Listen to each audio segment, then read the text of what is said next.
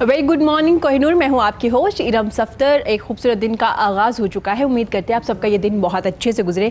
नाज़रीन, हज़रत अली रज़ी अल्लाह तआला अन्हु ने फरमाया है कि अगर कोई तुमको अपने बुरे वक्त में या ज़रूरत के वक्त याद करता है तो परेशान मत होना, बल्कि फ़ख्र महसूस करना कि उसे अंधेरों में रोशनी की ज़रूरत थी और वो रोशनी तुम हो। लेकिन हम क्या करते हैं कि अगर हमें कोई ज़रूरत के वक्त कॉल कर देता है तो हम आगे से सबसे पहले ये उन्हें कहते हैं कि आज आपको मेरी याद आ गई है, आज ही मैंने आपको याद आना था, मुझे पता था जब आपको ज़रूरत होगी तो आप मुझे ज़रूर कॉल करेंगे। तो आप ये महसूस कीजिए कि अंधेरों में रोशनी की ज़रूरत थी और वो आप थे। अगर आज के शो की बात की जाए तो आज हम वुमेन एम्पावरमेंट पे भी बात करेंगे। आज हम बात करेंगे टूरिज़म पे बात करेंगे कि पाकिस्तान कितना खूबसूरत है, किस तरह से प्रमोट किया जा सकता है, सोशल मीडिया कितना अहम किरदार करता है और कितने लोग आ रहे हैं पाकिस्तान में सयाहत के लिए। और पाकिस्तान में पहाड़ है, दरिया है, सहरा है, तमाम मौसम है, चार तरह की हर चीज़ है। कितना खूबसूरत है हमारा पाकिस्तान, कितना पुरअमन है, सिक्योरिटी के लिहाज से कितना बेहतरीन है। हमारी ख़वातीन बाइक पे भी ट्रैवल कर रही हैं, इतना महफूज है हमारा पाकिस्तान। तो ज़रूर पाकिस्तान भी आइए। और टूरिज़म के अलावा फोटोग्राफर भी हमारे साथ मौजूद हैं आज, जो हमें बताएंगे कि पाकिस्तान बाकी कितना खूबसूरत है और किस तरह से हम अपने पाकिस्तान को प्रमोट कर सकते हैं। इसके अलावा आज हम सोशल वर्कर के बारे में भी बात करेंगे कि क्या सोशल वर्क करने के लिए आपके पास सिर्फ पैसे होना ज़रूरी है, या अगर आपके पास पैसे नहीं है और आप चाहते हैं आप सोशल वर्क करें तो आप किस तरह से कर सकते हैं। क्या अपनी सर्विसेज से आप लोगों को हेल्प कर सकते हैं, क्योंकि हमने एक कॉन्सेप्ट बता दिया है कि जब मेरे पास बहुत ज़्यादा पैसा हो जाएगा, जब मेरे पास करने को कुछ नहीं होगा तो तब मैं सोशल वर्क करूँगा। तो ऐसा नहीं है, आप अपनी एज में किसी भी वक्त किसी भी टाइम सोशल वर्क कर सकते हैं, लोगों को हेल्प कर सकते हैं, दूसरों के लिए आसानियाँ पैदा कर सकते हैं। क्योंकि जब आप दूसरों के लिए आसानियाँ पैदा करते हैं तो अल्लाह ताला आपके लिए आसानियाँ पैदा करते हैं, क्योंकि जब आप दूसरों के लिए रास्ते बनाते हैं तो अल्लाह ताला आपके लिए रास्ते बनाता है। आज हमारे साथ बड़े प्यारे मेहमान मौजूद हैं, क्योंकि अल्लाह ताला ने अपनी मखलूक में कुछ लोगों को सिलेक्ट कर लिया है, उन लोगों को चुन लिया है ताकि वो दूसरों की मदद कर सके, उनके ज़िम्मे वो काम लगा दिए। तो किस तरह से वो काम करते हैं, किस तरह से वो पाकिस्तान में रह के अपने लोगों को, अपने बहन भाइयों को साथ लेके चलते हैं, कितना ख्याल रखते हैं, कितना दर्द रखते हैं अपने दिल में उनके लिए। ऐसे लोग भी हमारे यहाँ मौजूद हैं जो दूसरों को हेल्प करते हैं। उसके अलावा आज हम वुमेन एम्पावरमेंट की मैंने बात की कि पाकिस्तान में अपनी जो ख़वातीन है वो कितनी बाइख्तियार है। क्या हमारी ख़वातीन बाइख्तियार हैं, क्या वो काम कर रही हैं, उनको प्रॉब्लम क्या आता है। क्योंकि हमने बहुत बात कर ली वुमेन एम्पावरमेंट पे, हमारी जो वुमेन है वो एम्पावर है, वो बाइख्तियार है, वो हर डिपार्टमेंट में काम कर रही है, वो अपना रोल जो अपना एक किरदार है वो अदा कर रही है। क्या उसके अलावा भी कोई प्रॉब्लम्स हैं, इस बारे में भी आज हम बात करेंगे। क्यों अपनी ख़वातीन को मजलूम दिखाती हैं। हमारी ख़वातीन बिल्कुल मजलूम नहीं है, वो हर डिपार्टमेंट में काम कर रही है, बेहतरीन किरदार अदा करी, पाकिस्तान की तरक्की में बहुत अहम किरदार अदा कर रही हैं, हर डिपार्टमेंट में मौजूद है। आप देख सकते हैं कोई भी डिपार्टमेंट हो, पायलट हमारी ख़वातीन है, मीडिया में हमारी ख़वातीन है, हर डिपार्टमेंट में। इवन के मैंने एक खातून का इंटरव्यू किया जो ट्रांसपोर्ट का बिज़नेस कर रही थी। अमूमन ये सोचा जाता है कि मर्दाना काम है, मर्द हजरात ये काम करते हैं, लेकिन वो ये काम कर रही थी। खैर, इसके अलावा हम सिंगिंग के बारे में भी बात करेंगे, क्योंकि हमारे साथ एक ज़बरदस्त सिंगर भी मौजूद हैं जो सिंगिंग तो बहुत अच्छी करते हैं। आज हम उनसे पूछेंगे कि क्या मुश्किलात होती है एक सिंगर के लिए, और आज के दौर में ख़ुद को प्रमोट करना कितना मुश्किल काम है एक सिंगर के लिए। क्योंकि हम आज के दौर में हमारे सिंगर गाना भी खुद लिख रहे हैं, प्रमोट भी खुद कर रहे हैं, म्यूज़िक कंपोजर भी खुद बन चुके हैं, क्योंकि ये तमाम चीज़ें करने के लिए पैसों की ज़रूरत होती है। और अगर आप अपने सिंगर को प्रमोट नहीं करते, नए आने वाले लोगों को प्रमोट नहीं करते, तो वो खुद को कैसे प्रमोट करें। और सोशल मीडिया कितना अहम किरदार अदा कर सकता है। तो जी, आज मेरे साथ जो मेरे बड़े प्यारे मेहमान मौजूद हैं, मैं वेलकम करना चाहूँगी अल्लाह वाले ट्रस्ट के चेयरमैन हैं, इसके अलावा भी बहुत ज़्यादा काम कर रहे हैं। वो क्या क्या काम कर रहे हैं आज उनसे हम पूछेंगे, और किस तरह से काम कर रहे हैं, क्या उनके साथ उनकी टीम मौजूद है, कौन से लोग हैं जो उनके साथ इस काम में उनको हेल्प कर रहे हैं। Shahid loan, thank you so much for coming sir, कैसे हैं आप? ठीक ठाक, आप सुनाएं। मैं बिल्कुल ठीक हूँ, बड़ा अच्छा लगा आपको अपने शो में देख के सर, बहुत शुक्रिया आपका। इनके साथ हमारी बड़ी प्यारी मेहमान मौजूद हैं, तैयबा जो एक रिसर्चर भी हैं। इसके अलावा आज हम उनसे ख़वातीन के बारे में भी बात करेंगे। Welcome to the show Tayyaba, कैसी हैं आप? थैंक यू, अल्हम्दुलिल्लाह, आप सुनाएं। मैं बिल्कुल ठीक हूँ। और हमारे साथ एक ज़बरदस्त मेहमान मौजूद हैं जो डायरेक्टर भी है, फोटोग्राफर भी है, इसके अलावा भी काफ़ी काम करें, पाकिस्तान को प्रमोट करने के लिए क्या क्या काम करें। मैं वेलकम करना चाहूँगी इब्रार चीमा साहब का। Thank you so much for coming sir, कैसे हैं आप? जी शुक्र अल्लाह का, आप कैसी हैं? मैं बिल्कुल ठीक हूँ। और जी, इनके साथ हमारे बड़े ज़बरदस्त सिंगर मौजूद हैं, Imran but. Thank you so much for coming. Imran, कैसे हैं आप? थैंक यू वेरी मच, शुक्र अल्लाह का, आप सुनाएं? ठीक ठाक। मैं बिल्कुल ठीक। सर, जैसे मैंने अपने तारुफ में एक हज़रत अली का कॉल सुनाया, और हम ऐसा करते हैं कि जब हमें कोई ज़रूरत के वक्त कॉल करता है तो हम उनको सुना देते हैं फ़ौरन ही कि मुझे पता था कि ज़रूरत के वक्त आप मुझे कॉल करेंगे। हम ऐसा करते हैं या नहीं करते, या ऐसा नहीं है? देखिए, हर कल्चर में डिफरेंट किस्म की प्रैक्टिसेस होती हैं। तो ऑब्वियसली जब आपने ऑब्ज़र्व किया है तो हमारे यहाँ है इस तरह का। और सारी सोसाइटी नहीं करती, उसमें से कुछ परसेंटेज करती है, लेकिन हाँ ये बिल्कुल ऐसा है कि लोग जो हैं वो इसी तरह करते हैं, अगर उन्हें कोई कॉल करे तो कर देते हैं, ऐसे ऐसा ही कर करते देते हैं, जी। हैं। सर, अल्लाह वाले ट्रस्ट जो है जिनके आप चेयरमैन हैं, ये मुझे आप थोड़ा सा बताएंगे, ये अल्लाह वाले कौन है? अल्लाह वाले तो हम सब हैं, ये अल्लाह वाले जो जिन्हें सिलेक्ट किया गया है दूसरों को हेल्प करने के लिए, ये क्या काम कर रहे हैं? पहले थोड़ा सा बैकग्राउंड बता दूं जी। कि पहले हम लोग दोस्त हैं और हमारे साथ एक बुजुर्ग खातून है। हम लोग सिर्फ खाना खिलाते थे और उसका कोई नाम नहीं था, और वो था खाना फी सबीलिल्लाह था। जी। तो कुछ साल खिलाने के बाद हमने एक प्रॉपर्टी लेने की कोशिश की, तो उस वक्त उन्होंने हमें कहा कि इसका आप नाम बताएं जी। कि प्रॉपर्टी किसके नाम होगी। तो प्रॉपर्टी किसके नाम हो, एक ऑर्गेनाइजेशन है उसका कोई नाम ही नहीं है, बिल्कुल। दोस्त मिलके काम करते हैं और ना बैनर पे नाम है, किसी चीज़ पे नाम है। तो हम एक लोकेशन पे खाना खिलाते थे और 40 बंदों से हमने खाना शुरू किया और फिर वो बढ़ता चला गया। तो जब हम बैठे तो पता चला, इधर उधर देखा तो हर दस्तरखान का जो था वो किसी पर्सनालिटी के साथ जो था माखूज था कि ये इस बंदे का दस्तरखान है, ये उसका दस्तरखान है, ये इस ऑर्गेनाइजेशन का दस्तरखान है। तो हमने सोचा कि ये दस्तरखान किसका है, तो हमने कहा तो अल्लाह का दस्तरखान है। तो हमने कहा कि इसका नाम अल्लाह वाला रख देते हैं। वेरी नाइस, तो जबरदस्त। फिर दोस्त बैठे हुए तो उन्होंने कहा यार अल्लाह वाला दस्तरखान बहुत बड़ी रिस्पॉन्सिबिलिटी आ जाएगी। तो हम ये बिलीव करते हैं कि जिस तरह आपने पहले भी कहा कि आप भी अल्लाह वाली हैं, ये भी अल्लाह वाले जी। हैं, तो हमारी अल्लाह वालों की डेफिनेशन थोड़ी सी ब्रॉड है। जी। तो हमने कहा कि जो सारे दोस्त बैठे हुए हैं तो फिर अल्लाह वाले इसका नाम रख देते हैं। अल्लाह वाले। हाँ, तो अब ये जो दस्तरखान है जिस पे हम खाना खिलाते हैं, ये अल्लाह वाला दस्तरखान है, या कह ले अल्लाह वालों का दस्तरखान है, और ये वो है जो हम सारे हैं। यहाँ से ये अल्लाह वाले इसका नाम पैदा हुआ, क्योंकि हम किसी भी नाम से, ज़्यादातर हम देखा होगा कि लोग जब सक्सेसफुल हो जाते हैं तो अपनी वालदा के नाम से जी, काम बिल्कुल। करते हैं, बिल्कुल। ठीक है। तो वो जो है, या कुछ लोग पर्सनल नाम से काम करते जी। हैं और कुछ अपनी ऑर्गेनाइजेशंस के नाम से काम करते हैं। तो हम ये चाहते थे कि किसी ऐसी चीज़ की बुनियाद रखी जाए जिसमें ना वो पर्सनालिटीज़ जो है वो कैंसिल हो जाए जी। और वो जो कॉज जो है वो सबसे पहले रहे। Very nice. आपने 40 लोगों से स्टार्ट किया। जी। सर, आप कितना काम करें, कितने दस्तरखान हैं आपके? पिछले साल इस वक्त हमारी को 15 लोकेशंस हैं, जी। और उसमें स्कूल है, उसमें हॉस्पिटल है, उसमें रोड साइड दस्तरखान हैं, और पिछले साल हमने 8 लाख लोगों को खाना खिलाया। 8 लाख 8 लाख मील्स हैं। meals। अगर एक आदमी ने यानी रोज़ाना खाना खाया वो भी इसमें होगा। 8 लाख मील हमने सर्व किया पिछले साल, और तकरीबन को 245 टन हमने फूड सर्व किया एज ए राशन। जबरदस्त। सर, मुझे बताइएगा, लाहौर के अलावा भी दूसरी सिटीज में भी ये काम कर रहे हैं आप? बेसिकली अभी लाहौर में है हम। जी। हमने भी पिंडी में सिर्फ पुली दस्तरखान शुरू किया हुआ है जो रेलवे स्टेशन पर है। अच्छा, ठीक हो गया। सर, इसमें 3 टाइमिंग मतलब ब्रेकफास्ट है, लंच है और डिनर है, ये किस तरह से आप नहीं, लोग सर्व करते जो हैं? जौहर टाउन है यहाँ पर लाहौर में, वो जी। मियाँ प्लाजा पे एक लोकेशन है जहाँ से हमने बेसिकली खाना शुरू किया था। जी।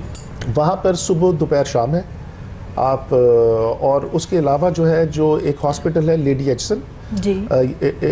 It is a maternity hospital, जी। तो उसमें हम दोपहर और रात का खाना देते हैं। ठीक है। और बाकी जितनी लोकेशंस हैं उस पे हम लोग सिर्फ दोपहर का खाना देते हैं। ठीक हो गया। ज़बरदस्त। इस बारे में मजीद बात करेंगे। हमारे साथ तैयबा भी मौजूद है। तैयबा, आप रिसर्चर हैं, जी। क्या काम कर रही हैं, और वुमेन एम्पावरमेंट की भी आज हम बात करें तो क्या जी। हमारी खातून जो है, जो खवातीन है, वो इतनी बाइख्तियार हैं? बेशक बाइख्तियार हैं, मैं ये बात मानती हूँ। जी। लेकिन एक चीज़ है जो अभी मैंने रिसेंटली 1 हफ़्ता पहले मेरी एक फ्रेंड है, उसने मुझे ये बात कही कि हमारे अभी भी ठीक है बाइख्तियार हैं, ख़वातीन काम भी कर रही हैं जी। लेकिन एक ऑफिस के अंदर जो अभी भी मेल शोविनिज्म काफ़ी है।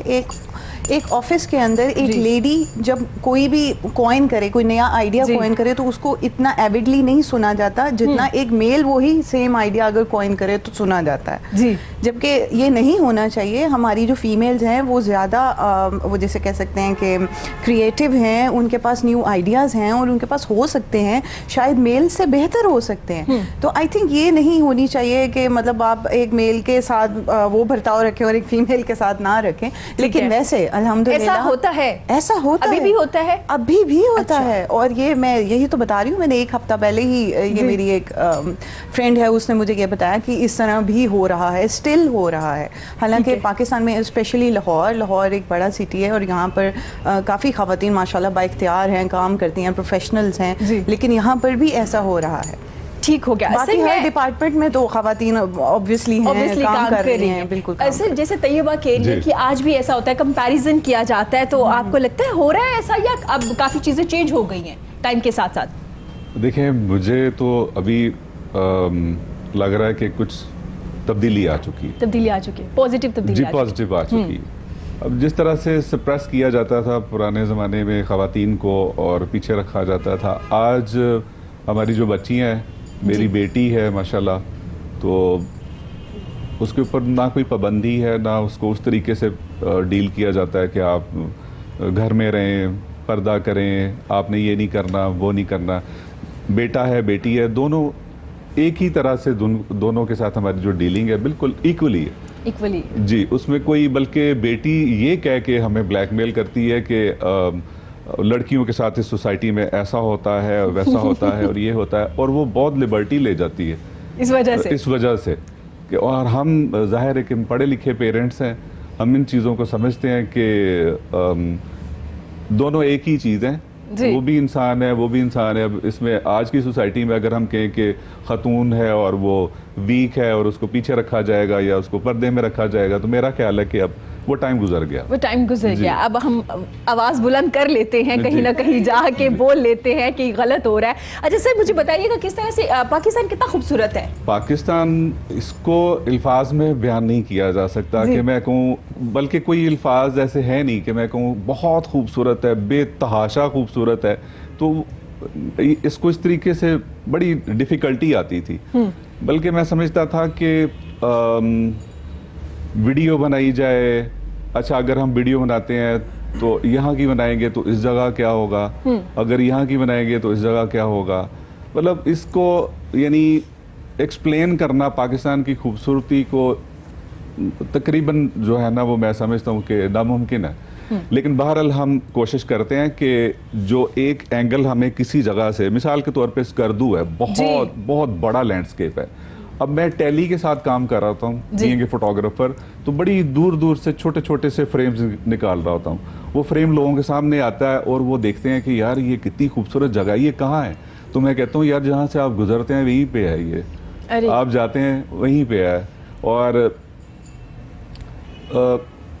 कहने का मतलब है, अगर इसको मैं और अच्छे तरीके से एक्सप्लेन करने की कोशिश करूं कि पाकिस्तान में इतनी वैरायटी है और सब्जेक्ट की इतनी वैरायटी है। बीइंग ए फोटोग्राफर, आप कल्चर में चले जाएं जी, आप लैंडस्केप करें, आप फेस्टिविटीज़ करें। जैसे मेरे, अगर बीइंग ए फोटोग्राफर, मैंने टेंट पैकिंग बहुत शूट की जी। तो बचपन में कहीं मैंने नेज़ाबाजी जिसको कहते हैं, मैंने देखी, मुझे बड़ी अच्छी लगी। अब जब मैंने फोटोग्राफी सीखी और उसको करना शुरू किया तो मेरे जहन में आया कि टेंट पैकिंग के शॉट्स होने चाहिए। और टेंट पैकिंग के जो शॉट्स हैं वो बनाने के लिए फिर मुझे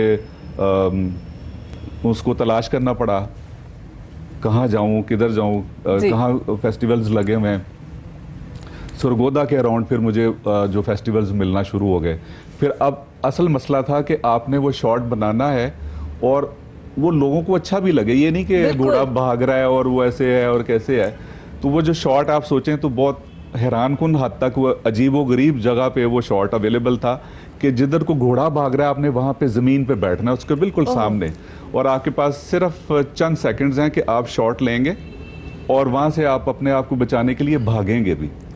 यानी आपने दोनों काम करने हैं, आपने आपको बचाना भी है और आपने वो अच्छा शॉट भी लेना है और आपने भागना भी है। टेंट पैकिंग होगी, बुल कार्ट रेसिंग हो गई, इसी तरह से बेतहाशा फेस्टिविटी है जी। सब्जेक्ट जो है ना वो पाकिस्तान में ख़त्म तकरीबन हो ही नहीं सकते। सर, आपने पूरा पाकिस्तान एक्सप्लोर कर लिया या अभी बहुत सी प्लेसेस ऐसी हैं जहां भी आपने जाना है? बहुत सारी प्लेसेस बाकी हैं, बहुत सारी प्लेसेस बाकी हैं। फेवरेट प्लेस बताइएगा जो आप हमें भी रिकमेंड करेंगे कि अगर हम लोग कहीं जाना चाहें तो हम कौन सी पाकिस्तान की ऐसी प्लेस है जहां जाए? जी देखें, जब आप बात करते हैं तो फिर मेरे जहन में आता है कि आपको फैसिलिटीज़ चाहिए जी, ठीक है, आपको फैसिलिटीज़ चाहिए। अगर आपको गर्म पानी नहीं मिला तो आप कहेंगे कि उस बंदे ने हमें गाइड किया और वो यहाँ गर्म पानी अवेलेबल नहीं है, प्रॉपर हमें बेड अवेलेबल नहीं है, तो फिर मैं कहूँगा कि अभी आप स्वात वैली में जाएं, ठीक है, कागान वैली में जाएं। गलियात आप बहुत घूम चुके होंगे, लेकिन स्वात ज़रूर जाएं, आपके बिल्कुल नज़दीक है और आप पूरी फैसिलिटीज़ आपको अवेलेबल है वहाँ पे। ठीक हो गया, ज़बरदस्त। मतलब सहूलतों की भी बात सर ने साथ साथ जी। की, क्योंकि सर जब आप टूर के लिए जाते हैं, कहीं जी। एक्सप्लोर कोई करने जाते हैं, तो ये साथ साथ चीज़ें चल रही होती जी, हैं। बिल्कुल। इमरान भट्ट, आप कितनी देर से सिंगिंग कर रहे हैं? क्योंकि हम लोग, पाकिस्तान जितना खूबसूरत है, इसके साथ साथ पाकिस्तान में खूबसूरत सिंगर भी मौजूद हैं, जी। तो बताइए कितनी देर हो गई आपको सिंगिंग करते हुए? लास्ट 6 ईयर से ठीक है। और स्टार्ट किया, और जो स्टार्ट किया था वो नेशनल सॉन्ग्स, मेरा एक पॉइंट ऑफ व्यू था कि मैं अपने मुल्क के लिए कुछ, मेरे उस्ताद हैं फैबियन खान साहब, उन्होंने मुझे ये इसकी पोइट्री और इसकी कंपोजिशन बना के दी थी, ऐ मेरे पाकिस्तान। फिर हमने उसका बहुत प्यारा उसका वीडियो शूट आपके किया। उस्ताद का क्या नाम है? फैबियन खान साहब। आपने उनसे सीखा है? जी जी बिल्कुल। ठीक हो गया। तो आपको सिंगर ही बनना था या इसके अलावा भी कोई काम करना था? जॉब के साथ साथ सिंगिंग की फील्ड मैंने स्टार्टिंग से, जैसे हम कहते हैं ना कि ऐसे ही होता है कि स्कूल कॉलेज में आपका एक शौक़ होता है, आपको पता होता है कि यार मेरे अंदर ये टैलेंट है। जी। तो फिर मैंने उस फील्ड को अपनाया अल्हम्दुलिल्लाह। और हमारे यहाँ थोड़ा सा आजकल तो नहीं, लेकिन इससे पहले भी था कि सिंगर बनना कोई इतना खासा वो अच्छा नहीं समझा जाता था कि भाई कोई काम कर लो, सिंगिंग करके क्या करना है। तो आपके घर वालों ने आपको अलाउ कर दिया, कोई प्रॉब्लम फैमिली नहीं में आई? यही बिल्कुल सेम ऐसे ही था। वालिद ऐसे ही साहब था? थोड़े सख्त थे, जी। लेकिन जब वो नेशनल सॉन्ग 1 से 2 3 फिर बनाए, उसके बाद 2-3 और सॉन्ग, फोक सॉन्ग जो भी आपके सामने परफॉर्मेंस करूँगा उसके भी, तो ना वालिद साहब मुझे डांटते थे। अम्मी कहती हैं बस कर दे पुत्र, बाटो कश्मीरियां ते की तू की कम कर देता। और मैं क्या अम्मी जी कुछ नहीं होता, खैर है छो, बुजुर्ग होते हैं ना। जी। जब उन्होंने मुझे देखा टीवी चैनल्स में मेरा पुत्र पहुंच गया, तो मुझे कहते हैं यार मैनू ना वो गाना ला के दे तेरा जड़ा पाकिस्तान दा तू गाया फौजिया अरे। दे नाल। तो मेरे लिए ये आनर की बात है कि ये मैंने नेशनल सॉन्ग्स अपने उन पाकिस्तानियों के लिए जो आउट ऑफ कंट्री हैं, जो पाकिस्तान में, उनके लिए, और मेरे जितने भी पाकिस्तान की फ़ौज है, यूनिफॉर्म पर्सन है, पुलिस डिपार्टमेंट है, ये मैंने उनके लिए किए। Very nice. मेरा एक ये एम था। तो आपने कितनी देर सीखा, या अभी भी आप सीख रहे हैं अपने ये उस्ताद तो से? समंदर है, ये तो बहुत बड़ा एक, कोई भी फील्ड है ना, उसके आप डीप तक नहीं जा सकते। अभी भी सीख रहे हैं। ठीक हो गया, अभी भी आप सीख रहे जी। हैं और रियाज करते हैं, आप जी, प्रैक्टिस बिल्कुल, करते हैं। प्रैक्टिस। क्या टाइमिंग है आपकी? वो पहले होता था ना कि फजर के बाद आप प्रैक्टिस करते थे, रियाज करते थे, आज भी करते हैं या वो आप डिफरेंट, करते हैं? आपकी बात बिल्कुल अच्छी है, मुझे लगी कि डिफरेंट राग होते हैं, उन रागों का टाइम होता है। और लेकिन ये है कि आजकल तो वो आपको इवेंट्स पे जाना होता है, शोज़ पे जाना होता है, वीक में 4 डेज़ 5 डेज़ लाजमी देने पड़ते हैं रियाज के लिए। ठीक हो गया। 4 to 5 days, मतलब जी, डेली practice नहीं कर- होता? डेली नहीं। ठीक हो गया। टाइम नहीं होता इसलिए? नहीं, टाइम देख लें, शोज़ पे जाना होता है, इवेंट्स पे जाना होता है, इस वजह ठीक से। हो गया। सर वापस आते हैं अल्लाह वालों की तरफ, क्योंकि हमने बात तो की थी 40 लोगों से स्टार्ट किया था, अब माशाल्लाह इतना ज़्यादा काम कर रहे हैं। आपने जिक्र किया कि राशन भी देते हैं कुछ फैमिलीज़ को, तो ये फैमिली को आपने कैसे, क्योंकि इन्वेस्टिगेट भी करना होता है ना कि आया ये डिज़र्व भी कर रहे हैं या नहीं कर रहे, तो किस तरह से लोग आपको अप्रोच करते हैं और किस तरह से आप लोगों को अप्रोच कर रहे होते हैं? क्योंकि खाना जो है वो तो पिछले 10 साल से चल रहा है, जी। तो वो लोगों को तो पता ही था कि यहाँ पर कुछ लोग हैं जो खाना देते हैं। जब हमने राशन प्रोग्राम शुरू किया जी। तो उसमें वो बात खुद से ही फैल गई। हमने सिर्फ एक बैनर लगाया था और हमारे पास रजिस्ट्रेशन आना शुरू हो गई। जी। ज़्यादातर जो है देखे, जो माशरे में पिसा हुआ तबका है वो हाँ जी। है जो बेवा है, जो बेवा है। और दूसरा जो हमने आइडेंटिफाई किया है इसके अलावा वो है जिन्होंने, अगर 4-5 बहन भाई हैं और जिन्होंने माँ बाप अपने पास रखे हुए हैं, जी। सो उन पे भी बड़ा लोड है, क्योंकि जितने बूढ़े लोग हैं उनमें आपको पता है उनकी मेडिसिन का खर्चा और उनकी वैसे देखभाल, अदरवाइज भी उनका ख्याल रखना वो भी उनके ज़िम्मे आ जाता है, तो उन पे एक्स्ट्रा लोड होता है। तो अभी हमने प्रायोरिटाइज जो किया हुआ है वो ये है कि 18 से 20 हज़ार से कम इनकम हो, और अगर उसके साथ वो बेवा है या कोई ऐसा बच्चा है जिसने अपने माँ बाप को साथ रखा हुआ है, तो हम उनको प्रेफर करते हैं। ठीक है। तो इसमें कोई ऐसा मशहूरी की ज़रूरत नहीं है, क्योंकि माशरे में इस वक्त इतनी महंगाई है जी। और गुर्बत का जो स्केल है वो बहुत ज़्यादा है। इस वक्त पाकिस्तान में एक अंदाजे के मुताबिक 50 से 60% आबादी फूड इनसिक्योर है। ठीक है। फूड इनसिक्योर जो है ये गुर्बत की एक नई डेफिनेशन है। अब इसे खाने के हिसाब से इस तरह डिफाइन किया जाए, जब कहते हैं फूड इनसिक्योर है तो इसका मतलब है कोई ऐसा आदमी जिसे ये नहीं पता होता कि उसे अगला खाना मिलेगा जी।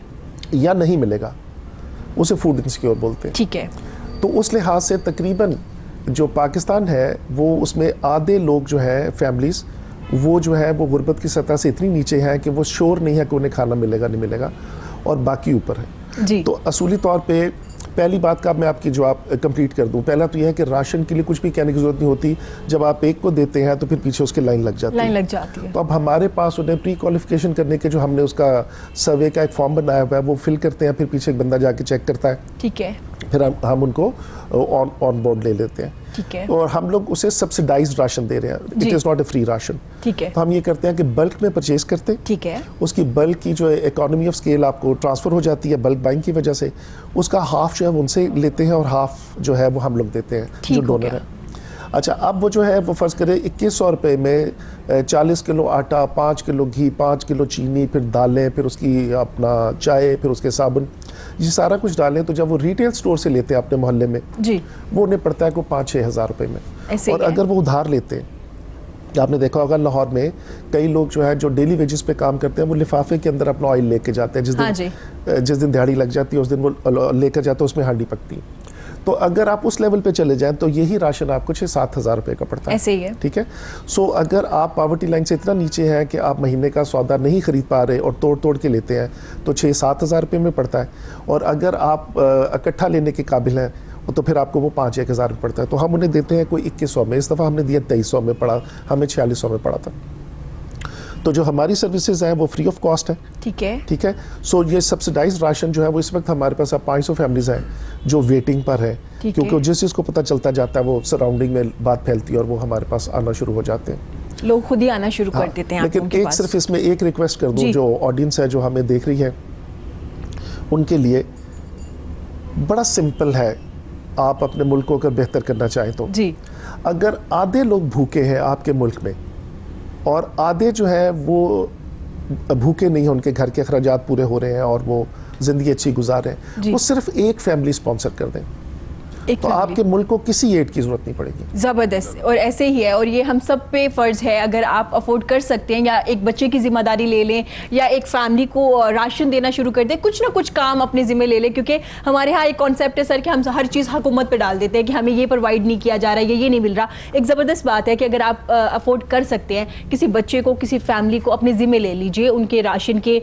उनके अखराजात थोड़े बहुत कर लीजिए, तो हमें ज़रूरत नहीं पड़ेगी किसी का मुंह देखने की या किसी की तरफ हाथ फैलाने के लिए। तो मैम आप बताइएगा, आपने ख़वातीन के लिए बात करी थी, आप स्कूल्स में इवेंट्स भी करवाती हैं? इवेंट जी बिल्कुल, एकेडमिया इंडस्ट्री लिंकेजेस हमारे हैं। हम लोग जो बेरोज़गार बच्चे होते हैं, जैसे आप देखें कि यूनिवर्सिटी से अगर 10 लाख बच्चा ग्रेजुएट होकर बाहर निकल रहा है तो उसमें से शायद 2 लाख को भी निकलते ही जॉब नहीं मिलेगी जी।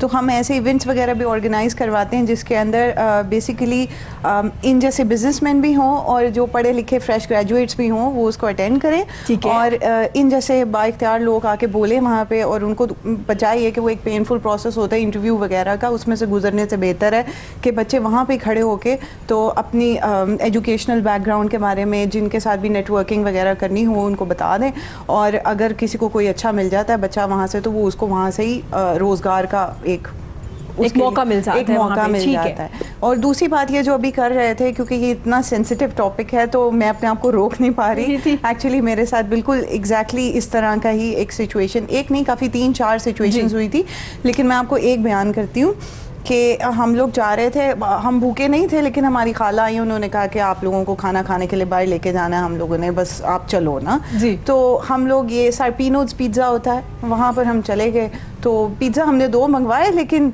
एक पिज़्ज़ा हम खा पाए और एक हमने पैक करवा लिया, क्योंकि हम चूँकि ऑलरेडी डिनर कर चुके हुए थे। तो मैं बाहर निकली, वो मेरे हाथ में था, वो मैं बाहर निकली तो एक बंदा था, वो लकड़ी की गुड़ियाँ नहीं होती वो बेच रहा था और हो गए कोई 19-20 साल का। तो उसने मेरे आगे की, तो मैं थोड़ी सी ह्यूमरस हूँ, तो मैंने उसे कहा कि तुम्हें लगता है मैं इसे खेलूंगी? तो कहता नहीं। तो मैंने कहा मेरे साथ कोई बच्चा दिख रहा है? कहता नहीं। मैंने कहा फिर मुझे क्यों बेच रहे हो ये ना? तो उसने मुझे कहा कि मुझे खाना खाना है, मुझे खाना खिला दो। तो मैं थोड़ा सा ना बिहेवियरल स्टडी की तरफ हूँ, तो मैंने ना पूरा पिज़्ज़ा का पैक उसके सामने खोल दिया, मैंने कहा ये ले ले, सारा ले लेना। तो उससे सिर्फ एक पीस उठाया, एक पीस उठाया। मैंने उसे कहा तुम ये सारा ले लो, मुझे नहीं चाहिए। मैंने उसको दबाया तो उसने कहा मुझे सिर्फ इतनी भूख है। राइट, आप ये देखें, अगर आप इस कंट्री को कहते हैं यहाँ भूखे नंगे लोग हैं, ग्रीडी हैं, लालची लोग हैं, ऐसा नहीं है। भूख प्यास के लिए अगर कोई भूखा है तो सिर्फ वो, अब ऐसे लोग भी हैं जो गैरतमंद है जो सिर्फ उतना उठाएंगे जितना उनको भूख है। लगी है। शायद आप या मैं अगर कभी गरीब हो जाए खुदा ना खासा, तो हम ऐसे ना करें, हम सारा ही उठा लें, और उसने सिर्फ एक पीस उठाया, उसने कहा मुझे सिर्फ इतनी भूख है, जबकि उसको भूख लगी हुई थी। तो ये एक सिर्फ वाकया है जो मैं इनको इस वजह से बहुत अप्रिशिएट करती हूँ कि इन्होंने इस तरह की चीज़ शुरू की है। और हो सकता है अगर मुझे गली में चलता हुआ ऐसा बंदा मिला तो इनको कितने मिले होंगे जिनमें इतनी गैरत होगी शायद। इन्होंने कहा तो मैं एक वाकया शेयर कर जी, देता हूँ, जरूर, बिल्कुल जरूर। एग्जैक्टली ऐसा ही है। बहुत साल पहले मैं इस्लामाबाद में रहता था और एक म्यूज़िक सेंटर से मैं और मेरी वाइफ हम बाहर निकले। तो इस्लामाबाद जो है ना वो बड़ा डिफरेंट शहर है, तो वहाँ उसके जो F8 का जो कमर्शियल एरिया था उसमें लाइट बड़ी कम थी। जी तो उसने मेरी खिड़की नॉक की, तो शीशा नॉक किया, तो मैं डर गया एकदम से। जी। तो कोई आदमी खड़ा था, उसने मुझे कहा जी कि मेरा ऑपरेशन हुआ है और उस ऑपरेशन में डॉक्टर ने मुझे कहा है कि तू कीमा खा। तो मैंने जेब से पैसे निकाले और मैंने कहा कि बुजुर्गो आप ना यहाँ से खाना ले लो। कहते नहीं तुम खुद दिला दो मुझे। अच्छा वहाँ एक शिराज प्लाजा था, उसके नीचे एक होटल था। तो मैंने कहा अच्छा आप आ जाइए। जब वो चला तो उसे चला नहीं जा रहा था। खैर वो वहाँ गया तो मैंने उस होटल वाले से कहा कि इन्हें खिलाएं, कोई है आपके पास कीमा? उसने कहा जी है। मैंने कहा जी खिला दें और उसके साथ रोटियाँ दे दें। वो बैठ गए एग्जैक्टली जो आपने कहा ना। तो मैंने उसे कहा कि बुजुर्गों चाय पियोगे? तो उसने कहा जी कि हाँ मैं पी लूँगा। तो दुकानदार ने कहा जी चाय हम खुद ही पिला देंगे, आप छोड़ दें। पहले तो ये तो जो है ना जो ओवरऑल सोसाइटी है वो गिविंग है। अच्छा मज़े की बात यह है कि एंड पे मैंने उसे कहा कि तुम ना ये पैसे रख लो और क्योंकि मैं जा रहा हूँ तो तुम ये पैसे रख लो। कहते नहीं जी खाना ही मंगिया सी अल्लाह को। अरे वाह वाह वाह। तो तवक्कल जो है वो बाज़ औक़ात आपकी सोसाइटी में इस हद तक होता है कि मेरे सर के रोंगटे जो है ना सारे उस बंदे को याद करके खड़े हो गए कि आप यहाँ देखें शहरों में मारा मारी है, आप लोग गला काट रहे हैं पैसे के लिए, और इन्हीं शहरों में ऐसे लोग भी दरवेश फिरते हैं, अल्लाह वाले फिरते हैं जो एक वक्त का खाना मांगते हैं और उससे आगे एक पैसा नहीं लेते। अरे तो मैं इनको सेकंड करूंगा कि इस वक्त इस तरह के तवक्कुल वाले लोग जो है वो पाकिस्तान में बहुत सारे हैं। वरना वो ये भी कह सकते थे कि कल के लिए रख लेते, जैसे इन्होंने उन्हें पूरा ऑफर किया, वो ले जाते कि मैं मॉर्निंग में खा लूंगा या मेरे बच्चे खा लेंगे। उन्होंने लालच नहीं किया, उन्होंने कहा मुझे मिल गया बस। प्रोफेशनल बैगर्स है। अगर वो आप उनके सामने ऐसे पर्स खोल के अंदर से 50 निकाले 10 निकाले तो अगर उन्हें बाकी कलर नजर आ जाए तो वो खड़े रहते हैं कि वो दे दो, अगला दे दो, अगला दे दो, इस तरह करके। लेकिन तवक्कुल वाले बहुत लोग बहुत कम। एक रुख था। और जिस सोसाइटी में मैं रहती हूँ वहाँ पे ये आपको पता है बड़ी ईद के पास ये ओजड़ियाँ वगैरह उसके लिए थैले देने आते हैं कि जी इसके अंदर आप डाल के हमें दे देना ताकि गंद वगैरह ना पड़े सोसाइटीज में। तो वो बैग्स देने आए, प्लास्टिक बैग्स देने आए हमें ना। तो वो 2 बंदे थे, कोई पता नहीं पूरे दिन से सुबह से कर रहे होंगे, घरों को डिफरेंट सोसाइटी के सारे घरों को बांट रहे होंगे। तो मैंने ना उनसे चाय पानी पूछा, क्योंकि हमारे पेरेंट्स ने हमें आदत डाली हुई कि चाहे कोई गरीब आए चाहे कोई अमीर आए आपने उनसे चाय पानी पूछना है। तो मैंने उनसे पूछा तो वो एक शायद अंकल थे 45 और एक शायद 50 प्लस थे। तो वो जो 50 प्लस वाले थे वो रो पड़े ना, लिटरली रो पड़े। मैंने उन्हें कहा आप क्यों रो रहे हैं, क्या हो गया? मैं तो परेशान हो गई। उन्होंने कहा बेटा मैंने सुबह से 250 घर में प्लास्टिक बैग दिया, एक बंदे ने मुझसे चाय का कप नहीं पूछा, एक बंदे ने। अब आप ये सोचें हम जो घरों में रहते हैं, अगर हम ये बाहर कोई आया हमें सिर्फ यही तकलीफ हो जाती है कि हम बाहर जाके गेट खोल के चेक ही कर रहे हैं कि कौन है, तो पूछेंगे तो कोई किसी से बाद में पूछेगा। ऊबर ड्राइवर्स भी इसी तरह, जब उनसे चाय पूछो तो वो कहते हैं आप क्या बात। मैं उन्हें कहती हूँ आपका हक है, अगर आप किसी को छोड़ रहे हैं तो ये इंसानियत का हक है कि आप पूछे कोई आपसे कि चाय पानी आप लेंगे कि नहीं। वो इस चीज़ को एक लग्जरी की तरह आपको प्रेस कर रहे होते हैं कि लग्जरी, जबकि ये उनका हक है। सर 2 तरह है। जी प्लीज। जिस तरह से ये मेरे दोस्त मेरी बहन ये काम कर रहे हैं, इस तरह से बड़ा अच्छा नेकी का काम कर रहे हैं, सोशल वर्क कर रहे हैं। मैं अभी रिसेंटली एक वेब पोर्टल लॉन्च करने जा रहा हूँ टूरिज्म के ऊपर, एंड पाकिस्तान के नाम से। इसमें मैंने ये जो पहलू है सोशल वर्क का वो भी रखा। जबरदस्त। उसमें ये कि कभी हम जाते हैं ट्रैकिंग के लिए या कभी दूर बड़े इलाकों में जाते हैं। एक तो डेवलप्ड एरियाज हैं, कुछ ऐसे इलाके हैं जहाँ कोई डेवलपमेंट नहीं है लेकिन खूबसूरती बहुत है, बहुत ज़्यादा। अब क्या है कि अब जब जा रहे होते हैं तो बाज़ औक़ात ही होता है कि हमारे ट्रैकर्स जाते हैं तो रात पड़ जाती है। तो छोटा सा कोई एक गांव होता है और उसमें वो कोशिश करते हैं कि उसके बाहर कोई टेंट लगा लें और वहाँ से ताकि उन्हें कोई फैसिलिटी मिल जाए, आटा मिल जाए या कोई सालन पकवा लें या कुछ ऐसा कर लें। तो मैंने ये किया कि उसमें क्योंकि होटल्स तो होंगे, लेकिन मैंने फ्री भी रखा उसमें, यानी अगर कोई किसी का घर है और उसमें एक कमरा है जी। और उसके पास थोड़ी सी फैसिलिटीज़ हैं, तो वो भी मेरे पोर्टल पे फ्री ऑफ कॉस्ट अरे, आके जबरदस्त। अपना जो वो कॉटेज है उसको वो डाल ले, और उसको हम उसे कभी भी पैसे नहीं लेंगे। जबरदस्त। यानी जो अफोर्ड नहीं कर सकता, इसी तरह से जो आप समझ लें कि पोर्टर्स हैं उस इलाके में, जी। अच्छा, उनका जो रोजगार है वो भी सीजन के हिसाब से सीजन चलता के है। हिसाब से, source of सीजन के income हिसाब वही से है, चलता जी, है जी। और उन कभी वो भी बेचारे इसी तरह से, अगर सीजन चल रहा हो तो उनके पास बहुत पैसे होते हैं, और अगर सीजन ऑफ हो जाए तो फिर वो बड़े यानी मुश्किल हालात में चले जाते हैं, हैंड टू माउथ हो जाते हैं। तो जो पोर्टर्स हैं या गाइड्स कह लें, जी। ये भी उस पोर्टल के ऊपर हमेशा फ्री ऑफ कॉस्ट रहेंगे, उनसे हम कभी पैसे नहीं अरे लेंगे। जबरदस्त सर, ये जो पोर्टल की बात कर रहे हैं, ये दूसरों को और क्या आसानियां दे सके, किस लिए ये बनाई जी, जा रही है, अभी- कौन सी सहूलतें दी जाएंगी, अभी नहीं बताना? जी, अभी बता सकता हूँ कि अभी जो बात हुई तो आपने मेरे से पूछा कि हम कहाँ जाएं, तो जी। मेरे जहन में वो फैसिलिटीज आ जी। गई। यहाँ पे हम समझते हैं कि जो टूरिस्ट हैं पाकिस्तान में वो दो तरह के हैं, एक वो हैं कि जो टूरिस्ट हैं और दूसरे उनको हम सैर सपाटे वाले लोग कहते हैं, जी। फैसिलिटीज चाहिए। तो कभी ऐसे होता था कि आज से 10-15 साल पहले फैमिली के साथ अगर टाइम निकाल के निकलते थे तो ये समझ नहीं आती थी जाना कहाँ है, ठीक है। और अगर चले जाते थे तो ये समझ नहीं आती थी अब रहना कहाँ है, और अगर हम रह भी लिया तो ये नहीं समझ आती थी हमें खाना क्या है। तो मैंने बड़े उस टाइम से समझ लें कि सोच रहा था कि कोई एक पोर्टल ऐसा होना चाहिए, जी सारी फैसिलिटीज़ एक ही जगह पे मिले। जी। यानी अगर आप यहाँ से चलते हैं तो चलने से पहले इन्फॉर्मेशन आपको मिलेगी ठीक कि है। आप कहाँ जाना चाहते हैं, पूरी इन्फॉर्मेशन। अगर आप पाकिस्तान के गिलगित बल्तिस्तान के बारे में जानना चाहते हैं, अरे ग्रेट। आप चित्राल के एरिया में के बारे में जानना चाहते हैं, आप सिंध के बारे में जानना चाहते हैं, बलूचिस्तान के जो टूरिस्ट जो स्पॉट्स हैं उनके बारे में जानना चाहते हैं, इन्फॉर्मेशन मिलेगी।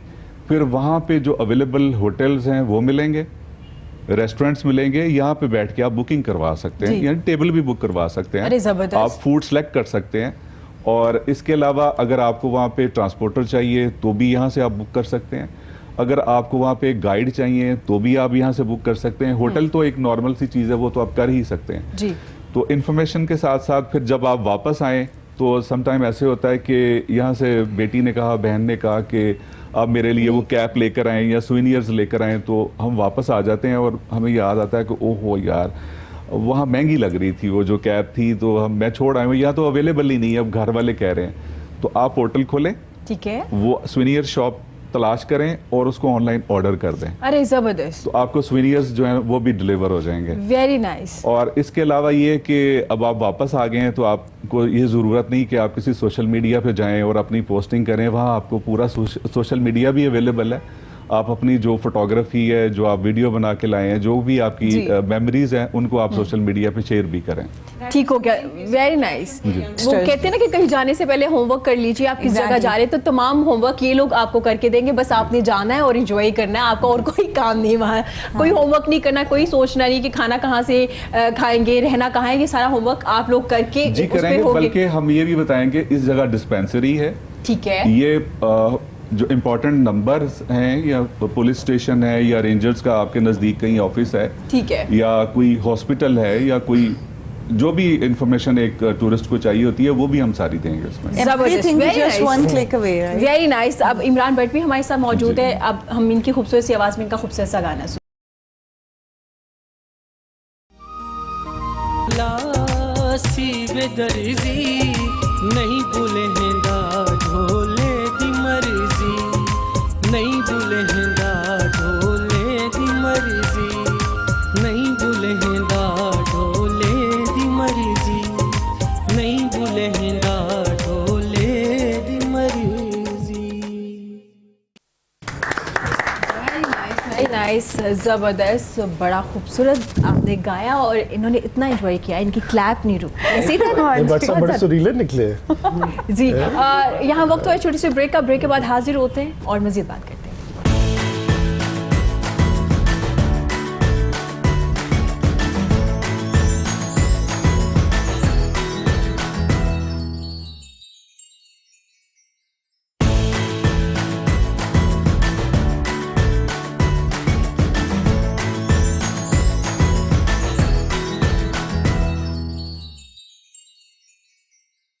वेलकम बैक जी। गुफ्तगू का सिलसिला जारी है। मेरे साथ मेरे बड़े प्यारे मेहमान मौजूद हैं जो आज सोशल वर्क की बात भी करें, आज हम टूरिज़्म की बात भी करें, आज हम ख़वातीन के बारे में भी बात करें और सिंगिंग के बारे में भी बात करें। सर, आपने दस्तरखान के बारे में तो बताया, आप स्कूल मील के बारे में भी बताइए, क्योंकि आप इस पर भी काम करें। और स्कूल मील क्या है, क्या खुद आप जाके उनको खाना प्रोवाइड करते हो? आपको स्कूल मील का जो आइडिया है वो कहाँ से आया, ये भी मुझे ज़रूर बताइएगा। देखिए, हुआ ये कि जब हमने खाना खिलाना शुरू किया तो वहाँ पर हमारे पास लेबर आती जी। थी। तो ऑब्जर्व ये किया कि जो इस वक्त की लेबर है, जो मेरे बचपन की लेबर है, उसमें बहुत फ़र्क है। जो अब की लेबर है वो पहले से बहुत कमज़ोर है जी। फिर हमारे जो जनरल सेक्रेटरी है परवेज़ मुगल साहब, उनका नाम है, और वो उन्होंने मुझे कहा कि कंस्ट्रक्शन साइट पर जितने अब मजदूर काम कर रहे जी। हैं उनसे उतनी ईंटें नहीं उठाई जाती जितनी पहले उठा पाते थे। अच्छा। इसी तरह डिफरेंट प्रोफेशन से हमारी बात हुई तो हमें पता चला कि जी जो इस वक्त की हमारी पॉपुलेशन है वो बहुत वीक है। और बाद में मैं आप किसी टॉपिक पे आपसे अगर वो छिड़ा तो बताऊंगा कि हम average according to Faisalabad university हम 4 इंच लूज़ कर चुके हैं अपनी हाइट में। अच्छा। ठीक है, तो इस वक्त हमारे और चाइनीज़ कपड़े जो है ना वो सेम साइज़ हो गया है, जो कि किसी सूरत भी आज से 25 साल 20 साल पहले को तसव्वुर नहीं कर सकता था। एनीवे, तो जब हमने देखा कि ये जो इस वक्त की पॉपुलेशन है बहुत वीक है तो हम भागे स्कूल में। तो हमने सोचा प्राइमरी स्कूल से टेकअप करके जी वहाँ पर जाके फीड करके चेक करते क्या है। जी।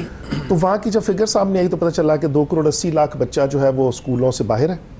और जब पिछले साल की 2018 की मैंने पंजाब की रिपोर्ट देखी तो उसमें यूँ था कि कच्ची क्लास में अगर 100 बच्चा आया है तो 37% जो है वो ड्रॉप आउट है, और जो अगला जो हमारे पास क्लास है उसमें हमारे पास समझे 63 रिमेनिंग है। तो ये ड्रॉप जो था रेशो जो स्टूडेंट्स की वो इस तरह से थी कि 100 केजी में, और जब आप 5वीं तक पहुंचते हैं तो वो हम 62% बच्चे लूज़ कर देते हैं। तो पहला तो इशू है एनरोलमेंट, दूसरा इशू है कि उन्हें रिटेन कैसे करना है जब एक दफ़ा बच्चा स्कूल में आ गया तो, और तीसरा फिर उसका रिजल्ट है। जी। हमारे दौर में हेल्थ भी हुआ करता था, हमें इंजेक्शन लिया करते थे, और मैं कॉर्पोरेशन के स्कूल में पढ़ा हूँ लाहौर में, और उसमें मुझे 2 पैकेट दूध के मिला करते थे, और कराची में खाना भी मिला करता था। अब क्योंकि इस वक्त जो मारामारी का दौर है इसमें कोई किसी मुल्क की कोई अच्छी बात को शेयर ही नहीं कर रहा, तो लिहाजा लोगों को नहीं पता। तो हमने पहले कोशिश की कि गवर्नमेंट स्कूल में जाएं, वहाँ देखा कि वो बिहेवियर जो था वो मैच नहीं कर सका, हमारी टाइमिंग ऐसी थी। फिर हमने प्राइवेट स्कूल की तरफ देखना शुरू किया कि जिन्होंने मस्जिद स्कूल बनाए हुए हैं। इस तरह हमारे एक दोस्त है अम्मार तरीन, उनका काविश के नाम से एक ऑर्गेनाइजेशन है, तो उनके साथ हमारा राब्ता हुआ जी। तो वो मस्जिदों में या वैसे कमरे लेके स्कूल बनाते हैं, उनके साथ हमने खाना शुरू किया। तो इससे पहले जो हमारी वो थी, मैं आप सबसे शेयर कर रहा हूँ, आवाम के साथ भी शेयर कर रहा हूँ, जो हमारी रिपोर्ट है एजुकेशन की वो 4 फैक्टर्स पे चलती है। नंबर 1 एनरोलमेंट के कितने बच्चे दाखिल हुए, नंबर 2 उनमें से ड्रॉप आउट कितने हुए, इसका मतलब कितने रिटेन हुए। तो मैंने आपको बता दिया कि 100 में से 62 हम लूज करते हैं 5वीं तक, और 75% तक लूज कर देते हैं मैट्रिक तक। तो अगर 100 बच्चा स्कूल टच कर जाता है तो हम उसे रख नहीं पाते, और जब मैट्रिक करवाते हैं तो वो हम सिर्फ 25 बच्चे मैट्रिक करते हैं जी। वो अलग बात है कि जो 25% बच्चे मैट्रिक करते हैं उन्हें हम 33 नंबर पे पास कर देते हैं, ऐसे ही है, ठीक है। और वो किसी से कम्पीट नहीं कर सकते क्योंकि वर्ल्ड वाइड अच्छे ममालिक में 60% पर पास करते हैं जी। इसी वजह से पाकिस्तान की जो नॉर्मल एफिशिएंसी है लोगों की वो 30-40% है। जब वो इतना काम करते हैं तो समझते हैं हमने डिलीवर कर दिया है, और 60% वाला समझता है कि मैं फर्स्ट क्लास हूँ। और जबकि चाइना से या यूरोप से जितने बच्चे आते हैं वो 60% लेके पास होते हैं, तो 60% उनका पासिंग आप समझे स्टैंडर्ड है। तो इस वजह से यहाँ की एफिशिएंसी और बाहर की एफिशिएंसी मैच नहीं कर पा रही है। तो स्कूल में जो है जब मैंने रिपोर्ट देखी तो उसमें वो 4 फैक्टर्स इनपुट देखते थे, बिल्डिंग है जी, टीचर है, टॉयलेट है, और पीने का पानी है, और उससे आउटपुट क्या लेते थे वो फिर इसे पहले तो ये देखते थे कि इनपुट्स ये हैं, और आउटपुट में वो लेते थे कि अपना एनरोलमेंट कितना है, रिटेंशन कितनी, और रिजल्ट कैसा है। ठीक है। जब मैंने देखा कि इसमें कहीं भी, क्योंकि अब वो डिवाइड हो गया हुआ है कि एजुकेशन डिपार्टमेंट सिर्फ एजुकेशन की बात करेगा, हेल्थ वाला सिर्फ हेल्थ की बात करेगा, तो वो जो इंक्लूसिव एनवायरनमेंट है वो ख़त्म हो गया है। तो बड़ी हैरानकुन बात हुई कि जब हमने प्राइमरी स्कूल में खाना खिलाना शुरू किया तो सभी चीज़ें इंप्रूव हो गई। पता चला कि जी एनरोलमेंट जो था वो हो गया, लोगों ने अगली क्लास के लिए बच्चे ला के देने शुरू कर दिए कि भाईजान तुसी भुलना ना, ए बच्चे का नाम लिख लो, क्योंकि खाना मिलता था। फिर यहाँ तक हो गया कि जब बच्चे जो आ रहे थे एग्जिस्टिंग, वो छोटे बहन भाइयों को लाना शुरू हो गया कि अम्मी कहती है कि घर में शोर करता है तो उसको भी ले जाओ। तो वो कोई अमेजिंग सा रिजल्ट आया। वो टीचर्स कहने लगे कि पहले हम मस्जिदों में ऐलान करवाते थे फ्री स्कूलों के लिए, हाँ, और वो आना शुरू हो गए। दूसरा ये था रिटेंशन थी, तो बच्चे छुट्टी नहीं करते क्योंकि घर में खाना नहीं मिलता। तीसरा रिजल्ट है। जो चौथा बड़ा ही कमाल का रिजल्ट आया वो ये था कि सोशली वो रिस्पॉन्सिबल हो गए, क्योंकि छोटी क्लासेस में ना वो बज़्म अदब नहीं होती, जो फ्री स्कूलों में इस तरह की एक्टिविटी नहीं होती। तो जब आप बच्चों को कहते हैं कि खाना खिलाओ, बच्चों को कहते हैं तुम इसको सर्व करो, बच्चों को कहते हैं इनके साथ बर्तन धोए, तो वो एक पूरी ऑर्गेनाइजेशन, सोशल ऑर्गेनाइजेशन डेवलप हो गई। मैं आपसे 2 फिगर्स बड़ी तकलीफ से शेयर करता हूँ। ये तो मैंने आपको बताया कि जो भी गवर्नमेंट के ऑब्जेक्टिव्स हैं जो वो अचीव करना चाहती है सिर्फ एजुकेशन में रहकर, अगर उसमें सिर्फ फूड ऐड करते तो वो सारी चीज़ें ठीक होती है, हमने देखी है। ठीक है, अभी मेरी गवर्नमेंट से बात हो रही है कि हो सकता है कि हम टेकअप करें। अब वो क्या टेकअप करने, इस पे भी बात हो रही है कि यूनियन काउंसिल करेंगे कि लाहौर डिस्ट्रिक्ट पूरा करेंगे। तो हम इस तरह से अभी जो इसके चक्कर मैंने गवर्नमेंट का स्कूल जो है उस पर सर्वे करवाया, तो गवर्नमेंट के स्कूल में इस वक्त 50% से ज़्यादा बच्चे सुबह नाश्ता करके नहीं आते। और आपको बड़ी हैरानकुन बात बताता हूँ कि अच्छा पहले मैं कंप्लीट कर लूँ, 50% से ऊपर बच्चे गवर्नमेंट में वो बगैर नाश्ते के आते हैं, और जो प्राइवेट ट्रस्ट या प्राइवेट लोगों ने बनाए हुए जिसमें वो हर चीज़ देते हैं, किताबें भी देते हैं, उसमें मैंने सर्वे करवाया तो उसमें 35 से 38% है। अच्छा, इनमें से अभी जो सबसे तकलीफ इशू ये है कि उनके प्रिंसिपल्स ये बता रहे हैं कि बच्चे बेहोश होना शुरू हो गया क्लासेस में। अरे, और ये मेरे लिए बड़ी ही तकलीफ की बात है कि आपका कोई एक बच्चा बेहोश हो जाता है और कुछ समझ नहीं आती, और जब उसको वो मीठा जूस पिलाते हैं या कुछ भी ज़्यादा शुगर अंदर जाती है तो वो फिर पता चलता है उसकी माँ आती है, वो बताती है कि कल रात का भी नहीं खाता होया और इसने सुबह नाश्ता भी नहीं किया है और मेरे पास कुछ था नहीं तो मैंने इसे दोपहर के लिए भी नहीं कुछ दिया हुआ। तो आप सोचिए कि अगर प्राइवेट स्कूल में 35 से 38% है और गवर्नमेंट में 50 से 60% है, वो कौन सी ऐसी चीज़ है जो हमें रोक रही है कुछ करने से? इस वजह से कि हमने मैंने आपसे पहले भी अर्ज़ किया कि एजुकेशन को, हेल्थ को और उनको कर दिया ने ओवरलैपिंग, हाँ हमने इंक्लूसिव नहीं रखा उसको। तो मेरा ज़ाती ख्याल ये है कि अगर हम यहाँ पर गवर्नमेंट स्कूल्स में खाना खिला दें तो ये अच्छा हो जाएगा, और तकरीबन जो भी हदफ इमरान खान साहब लेना चाह रहे हैं वो उसमें फूड बहुत ज़्यादा मदद करेगा।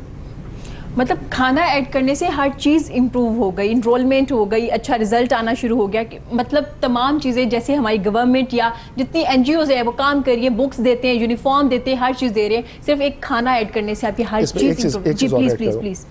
अच्छा, इसमें यूँ है कि हमने वर्कआउट किया, हमने इस तरह किया कि एक सेंट्रल किचन है जी, हमारे पास, वहाँ पकता है, हमारे अपना स्टाफ है, और वहाँ से गाड़ी पे वो जाता है और हमने जो कंटेनर लिया है वो इंसुलेटेड कंटेनर्स है, तो वो गर्म खाना पहुँचता है जी, और फिर वो वहाँ सर्व हो जाता है। ये सारी कॉस्ट, जिसमें एडमिनिस्ट्रेशन कॉस्ट भी है, जिसमें लॉजिस्टिक कॉस्ट भी है डिलीवरी की, और जिसमें कुकिंग कॉस्ट भी है, सब कुछ मिला के हम उन्हें 30 रुपए में एक खाना। तो आजकल आप देखें कि जो जूसेस हैं जिनमें के पल्प जो है वो 7% भी नहीं होता और बाकी शुगर होती है, वो जो है वो 35 रुपए के है। अच्छा, 26 दिन स्कूल चलता है तो 780 रुपए में एक बच्चा पूरा महीना खाना खा सकता है। ठीक है, अच्छा, अब 780 रुपए में वो खाना खा सकता है, और बड़ी हैरानकुन बात है कि मैं कोई अभी तो नहीं मुझे पता नया रेट क्या है, तो मैं जब फैमिली जाती है तो एक बर्गर का मील है जो मुझे पसंद है, वो एग्जैक्टली 780 रुपए का जी। ठीक है, तो जब वो मील मेरे सामने आता है तो मैं हर वक्त ये सोचता हूँ कि एक बच्चा इसमें पूरा महीना खाना खा सकता है। ठीक है, तो पहले तो मैंने ये रिक्वेस्ट की है आपके प्रोग्राम के तवसत से कि जितने भी लोग हैं वो अपने आसपास किसी फैमिली को स्पॉन्सर कर दें जी, अगर नहीं है तो हमारे जैसे किसी इदारे से जुड़ जाएं और आपसे रब्ता कर लें, आप हमसे मिला लें, वरना अल्लाह वाले ट्रस्ट का जो है फेसबुक भी है और वो हमें लोकेट कर सकते हैं। ठीक है, अब मैं ये रिक्वेस्ट कर रहा हूँ कि अगर आपके 2 बच्चे हैं तो आप 2 बच्चे स्पॉन्सर कर दें जिसमें उनकी एजुकेशन और उसकी खुराक जो है वो हो जाएगी। ठीक है, तो इससे ये है, और उसके बाद भूल जाएं। अशफाक अहमद कहते हैं, बाबा अशफाक, कि उनके बच्चों के रिजल्ट्स ठीक नहीं आ रहे थे, तो उन्होंने अपने बाबा जी से पूछा तो उन्होंने कहा तो बड़ा आसान है जी, तो किसी गरीब के बच्चे को पढ़ा दे। तो उन्होंने कहा मैंने गरीब का बच्चा स्पॉन्सर किया और मुझे भूल गया कि मेरा बच्चा जो था उसके रिजल्ट्स खराब थे, वो खुद ही ठीक हो गया। तो ये जो इस तरह का फेथ है, ये जब तक आप इसे टेस्ट नहीं करेंगे ये तब तक आपको रिस्पॉन्ड नहीं करेगा। So you have to believe in it, और फिर आपको उसे ट्रायल करना है। आपके 2 बच्चे, आप 2 बच्चे करें, अब मेरे कहने पे ट्राई करके देख लें। हमारे साथ तो जो दोस्त जुड़े हैं, पूरी इकोनॉमी रो रही है कि बिजनेस नहीं है, और मैं उनकी फिगर्स नहीं बता सकता वो कैसे जंप कर रहे हैं। जबरदस्त। जैसे कि सर ने जिक्र किया दूसरों के लिए आसानियां पैदा करे, अल्लाह आपके लिए आसानियां पैदा कर देता है। और इनका सोशल वर्क में सोशल जो मीडिया है उसमें पेज भी है, फेसबुक अल्लाह वाले के नाम अल्लाह से वाले आप ट्रस्ट के इन्हें, नाम से। हाँ बिल्कुल, आप राब्ता कर सकते हैं, हमारे शो में भी राब्ता कर सकते हैं। आप इनसे कोई हेल्प करना चाहते हैं, बच्चों को, एक बच्चे को, दो बच्चे को, जितना भी काम करना चाहते हैं, जितनी भी अल्लाह ताला ने आपको तौफीक दी, आप जरूर काम कीजिए इनके साथ। मैं रिपीट कर देती हूँ, अल्लाह वाले फेसबुक पे है, ट्रस्ट है जी, आप इनसे बात भी कर सकते हैं। राब्ता नंबर भी हम आपको दे देंगे, फ़ोन नंबर भी दे देंगे, और फेसबुक पे भी आप इनसे बात कर सकते हैं, इनसे राब्ता कर सकते हैं। और एक बड़ी दुख देने वाली बात है जब इन्होंने कहा कि 750 में हम बर्गर लेते हैं और हम अपने इर्द गिर्द के बच्चों में नहीं देखते कि शायद किसी ने खाना खाया भी है, नहीं खाया। और एक आज ये बड़ी एक अहम चीज़ है, जब हम कोई सोशल वर्क का सोचते तो हम यही सोचते हैं कि किताबें ले देते हैं, कपड़े ले देते हैं, ईद पे कपड़े ले देते हैं, कभी हमने ये नहीं सोचा कि शायद उन्होंने खाना भी खाया या नहीं खाया। ये आप देखिए, अपने इर्द गिर्द के लोगों में देखिए, जितना भी आप कर सकते हैं, आप जितने आपके पास पैसे हैं, आप ज़रूर हेल्प कीजिए दूसरों को। अपने ऊपर अपने बच्चों के साथ कंपैरिजन करें कि आपके बच्चे क्या खा रहे हैं और वो क्या खा रहे हैं। खैर सर, आप बहुत ज़बरदस्त काम कर रहे हैं, अल्लाह ताला आपको ज़्यादा तौफीक दे। जो लोग आपके साथ हैं, अल्लाह ताला उन्हें भी तौफीक दे ताकि ये काम चलता रहे। मैम, आप स्कूल्स में भी काम करिए, तो मैं पूछना चाहूँगी, ये तो हम उन बच्चों की बात करिए ना जिन्हें हम सब लेके चल रहे हैं, जैसे सर लेके चल रहे हैं, उन्हें खाने की हम कर रहे थे बात, लेकिन आप प्राइवेट सेक्टर्स में काम कर रही हैं, तो आप बच्चों में देखती हैं बच्चों में कॉन्फिडेंस लेवल बहुत कम होता है। कभी आपने देखा है कि जो लोग आपको लेके चलते हैं, जैसे आपने कहा इंटरव्यूज नहीं करने पड़ते, पेनफुल इंटरव्यू का आपने जिक्र किया था, ये पेनफुल इंटरव्यू होते हैं बच्चों के? बिल्कुल पेनफुल होते हैं, क्योंकि ये इन्होंने पाकिस्तान में ना 5 इकट्ठे मदारस चल रहे हैं, ठीक है, जिसमें आपकी एक O लेवल, A लेवल आ जाता है, फिर मैट्रिक सिस्टम आ जाता है, मदरसा सिस्टम आ जाता है, गवर्नमेंट स्कूल्स आ जाते हैं। इन सब से जो बच्चे निकलेंगे ना, उन सब की एक जहनी तरबियत अलग ही होती है। और जैसे ये भी बात कर रहे थे ना, अल्लाह ताला उधार नहीं रखता। अगर आप किसी को खाना खिलाएं, किसी भूखे का पेट भरें, तो ऐसा हो ही नहीं सकता कि वो आपकी तरफ वापस आए, जैसे कि गारमा में भी होता है, ठीक है। अब इसी तरह मैं, जैसे इन्होंने बच्चों की बात की है, मैं लेडीज़ की बात कर रही हूँ कि जैसे हैंडीक्राफ्ट एसोसिएशन पाकिस्तान है, अगर आप उनके पास जाएं तो आपको ऐसे ऐसे तकलीफ दे उनसे वाक़यात सुनने को मिलेंगे। कॉटेज इंडस्ट्री पाकिस्तान में, मैं अभी पहले भी जिक्र कर रही थी कि अगर 10,000 इंडस्ट्री कॉटेज की लगी हुई, तो उसमें से सिर्फ 200 है जो टैक्स पे करेगी, ठीक है, टैक्स पे। अब वो क्यों नहीं करती? वो इसलिए नहीं करती बिकॉज आपको ट्रांसपोर्ट का कॉस्ट इतना पड़ जाता है, उनको इतना ये सब कुछ खुद मैनेज करना पड़ता है, गवर्नमेंट उसमें सपोर्ट नहीं करती, तो वो टैक्स क्यों दें? वो ये बोलते हैं कि फिर हम टैक्स क्यों दें? अब उसमें वो सारी बेरोजगार खवातीन काम कर रही हैं जिनके घर में एग्जैक्टली यही हाल है। और फिर ये जो बात कर रहे हैं ना, फिर बच्चा क्यों स्कूल आता है? वो पढ़ने के लिए नहीं आ रहा, वो खाने के लिए आ रहा है। जिस कंट्री में अभी तक ये थिंकिंग है कि उसने अपना पेट भरना है, तो वो स्कूल जा रहा है, उसकी मोटिवेशन ये है कि मैंने अपना पेट भरना है वहाँ जाके, क्योंकि घर में खाना नहीं है, ठीक है, तो वो पढ़ने तो नहीं आ रहा, वो बिल्कुल नहीं आ रहा। मैं थोड़ा सा इख्तिलाफ करूंगा, वो पढ़ने आ रहा है अगर उसे इंसेंटिव दिया गया है। देखिए, इस एज में ना, जब बच्चा इस एज में होता है ना, तो उसके लिए क्या होता है कि बच्चों को भूख लगती है, वो रोते हैं, ठीक है, माँ बाप उनको खाना ला के दे देते हैं। आप आहिस्ता आहिस्ता एजुकेशन उनके लिए इम्पोर्टेंट बनाते हैं। जब आप उनका एग्जैक्टली यही बात कि जब आप उनका पेट सुखी है तो फिर ठीक है, वो आगे पढ़ेंगे, वो आपको उसका उस तरह का रिजल्ट भी देंगे। नहीं तो वो पहले भी ये बात कर रहे थे, अगर वो भूखे होंगे तो वो क्यों पढ़ेंगे? बिल्कुल, क्या ज़रूरत है उनको पढ़ने की? इस तरह ये मेन चीज़ है, खाना पीना, जो कि अल्हम्दुलिल्लाह हमारे घर से भी इतना बड़े पैमाने पे तो नहीं, लेकिन हमारे घर से 2 दिन का लंगर चलता है। तो हमें पता है कि मस्जिद में जो बच्चे हिफ्स कर रहे होते हैं ना, वो उन 2 दिनों का इंतजार करते हैं कि यहाँ से कोई अच्छी अच्छी चीजें आएंगी खाने पीने के ऐसा लिए होता है, और वो उन 2 दिनों में तो गैर हाजिर होते ही नहीं है। सर ने भी जिक्र किया, जब खाने की वजह से बच्चे कितनी खुशी के साथ स्कूल आते होंगे, कितना मोटिवेट होकर स्कूल आते हैं। और जब हमारे बच्चे, मतलब हम लोग अल्हम्दुलिल्लाह अल्लाह की तरफ से जो प्रिविलेज्ड हैं, जब वो जाते हैं किसी जगह पर,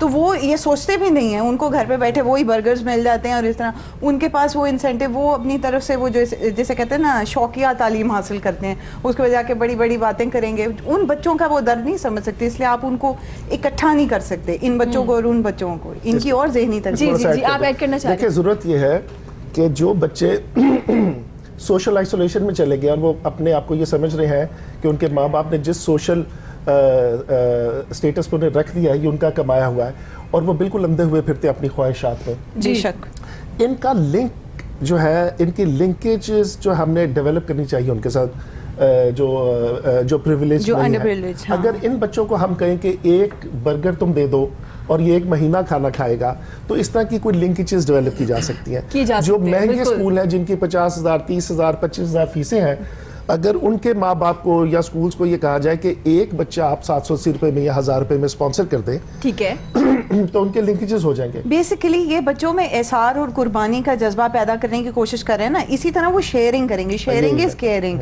जैसे हजूबा सल्लल्लाहु अलैहि वसल्लम ने भी फरमाया कि भूख और झूठ को इकट्ठा मत करो। यानी अगर आपको, हम लोग क्या कहते हैं जी, कर्टेसी किसी के घर जाते हैं तो कहते हैं कि ना बताना भाई तुम्हें भूख लगी हुई है, जबकि ये नहीं है। आपको अपनी सोसाइटी में रखना चाहिए। आपके प्यारे नबी ने बोला कि भूख और झूठ को इकट्ठा मत करो। अगर आपको भूख लगी है से इट, इसमें कोई वो चीज नहीं है। इसमें हाँ। सर ऐड सॉरी जी जी जी जी जी please। बोलिए अच्छा, इसमें ऐड कर दूं कि जो मैंने आपसे कहा कि काविश वेलफेयर है, उनके इकरा नाम से स्कूल है, दो किस्म के स्कूल है इकरा, हम उनकी बात करें जो काविश के हैं। ठीक है। तो जब हमने वहाँ खाना खिलाना शुरू किया और चीज़ें बेहतर होना शुरू हो गई, तो उनके अंदर से किसी ने आइडिया जनरेट किया कि यार ये शेयरिंग नहीं हो रही मुआशरे में, हर बंदा मैं में पड़ा हुआ है। तो उन्होंने क्या किया कि अपने बाकी स्कूल्स जो लाहौर से बाहर भी हैं, उन लोगों में भी वो एक मोटिवेशन, हमने ग्रुप बनाया व्हाट्सएप का जिसमें कि फूड फॉर एजुकेशन के नाम से, उसमें वो भी एंटर हुए।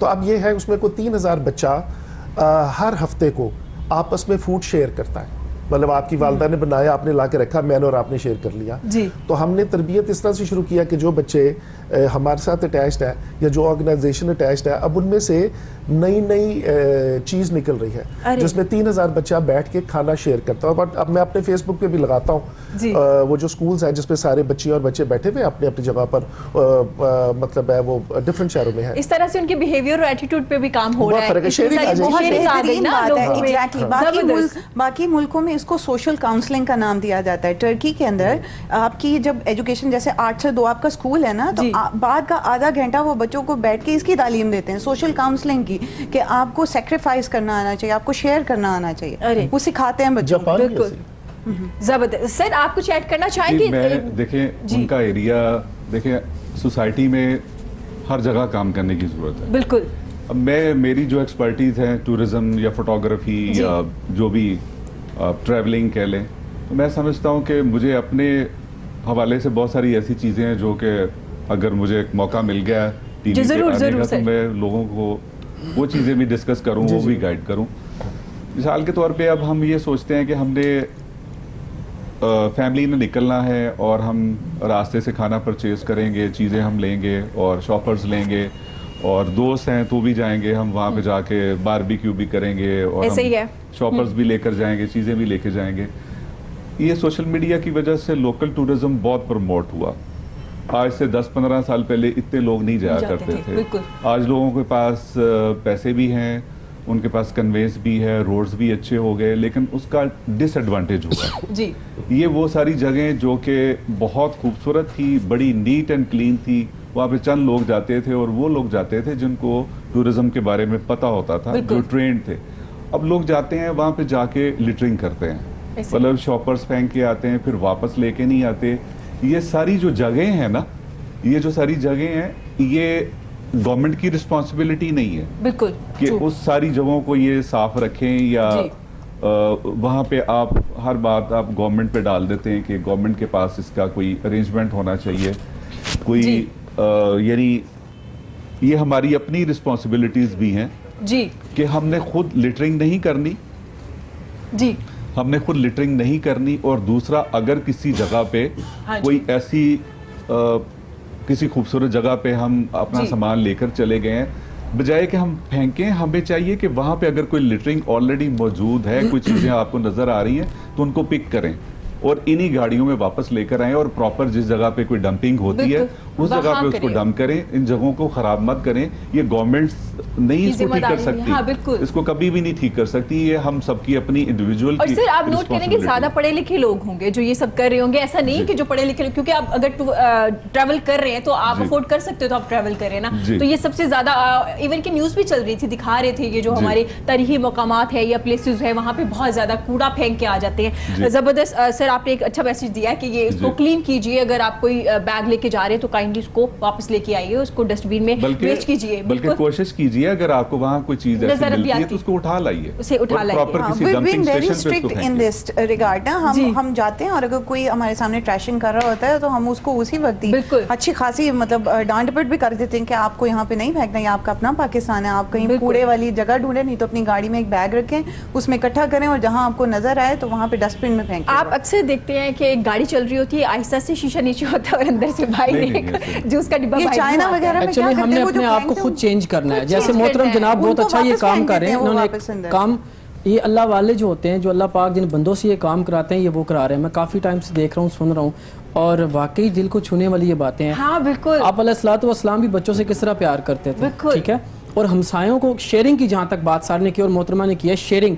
यार अगर हम जो भी खाना बना रहे हैं, 3-4 रोटियां, थोड़ा सा सालन साथ वाले घर में दस्तक देगा, अगर दे देंगे, क्या पता उसका बेटा भूखा है, वैसे ही सुला दी उसने। एक दिहाड़ लगाने वाला मजदूर बाहर खड़ा होता है बेलचा और गैंती उठा के, शाम को उसको काम नहीं मिलता, वो आ जाएगा, बेटे तो उसकी औलाद तो वो देख रही है, बाप कुछ लाएगा शापर में कुछ सब्जी कुछ, वो फिर आके सहारा दे देता है, चलो पुत्र अल्लाह खैर करेगा, सुबह स्कूल जाओ। फिर हाँ, यार बिल्कुल। आप चले जो पाकिस्तान, ओवरऑल बात करता हूँ पूरे पाकिस्तान की, लाहौर कराची जितने भी सिटीज़ हैं, जी जो हर सुबह उनको ब्रेकफास्ट करके जाते हैं, लंच भी साथ लेके जाते हैं, लेकिन एक गरीब का बच्चा जब स्कूल जाएगा, भूखा होगा, उसके पेट में ही कुछ नहीं है, वो क्या, उसकी मुंह आंखों के आगे रोशनी क्या आएगी, वो पढ़ेगा क्या? क्या पढ़ेगा? वो लेने तो रोशनी जा रहा है, लेकिन उसके पेट में ही कुछ नहीं ऐसे है। ही, बिल्कुल अरे ऐसे। अगर अल्लाह करे जैसे अल्लाह पाक ने अब तमाम मखलूक को, इसकी मेन बेस क्या है सर? बेस मेरे नज़दीक तो यही आ रही है, अनएम्प्लॉयमेंट, बेरोज़गारी है। बेरोजगारी। जब गुर्बत तब ख़त्म होगी जब हर एक के पास अच्छी जॉब्स होंगी, कोई गरीब को भी अच्छा काम मिलेगा तो उसके घर में कुछ खाने के लिए राशन जाएगा। तो आप जैसे जो हबाब हैं, जिनको अल्लाह पाक ने एक ज़रिया बना के भेजा है, बिल्कुल। आपके लिए मैं एक रुबाई पेश करूंगा कि गमे आशिकी से पहले मुझे कौन जानता था, आका जी तेरी याद ने बना दी मेरी जिंदगी फसाना, और जब तक बिके नहीं थी तो कोई पूछता ना था, वाह। हुजूर आपने खरीद के अनमोल कर दिया। जिन पे हुजूर का और अल्लाह उसके रसूल की नजर होती है ना, उनसे फिर खुद ब खुद ही ऐसे काम ऐसे निकल काम जाते निकल हैं। जाते हैं। नहीं तो बिल्कुल, लाखों बिल्कुल। करोड़पति पाकिस्तान में घूम रहे हैं भाई, उनको बिल्कुल, टेंशन ही नहीं है। ऐसे एक इलामा इकबाल का शेर मैं भी बिस्मिल्लाह, अर्ज करना बिस्मिल्लाह। चाहता हूँ कि फर्द कायम रब्ते मिल्लत से है तन्हा कुछ नहीं, वाह वाह। मौज है दरिया में बैरून दरिया कुछ नहीं। हाँ। यहाँ हर इंडिविजुअल को कोशिश करनी है कि वो सिर्फ अपने तई ही सारा कुछ ना करे, जी वो मतलब एक रब्त भी कायम करे, जी। क्योंकि रब्त फर्द कायम रब्ते मिल्लत से है। बिल्कुल। वो मिल्लत बनना है तो हमें रब्त कायम करना होगा। जैसे अगर वो एक अच्छा काम करें तो मैंने सिर्फ सुनना नहीं है, मैंने कोशिश उस पे करनी है अमल भी कि मैंने किया उसके जाए। साथ इसमें Very ऐड nice, कर दूं, जी। मैं इसमें ऐड कर दूं। देखिए सर आपकी बात मैं sorry, यहीं से चाहूंगी, लेकिन हम इमरान का एक गाना सुन लें, उसके बाद फिर कंटिन्यू करते हैं। जरूर। जी इमरान।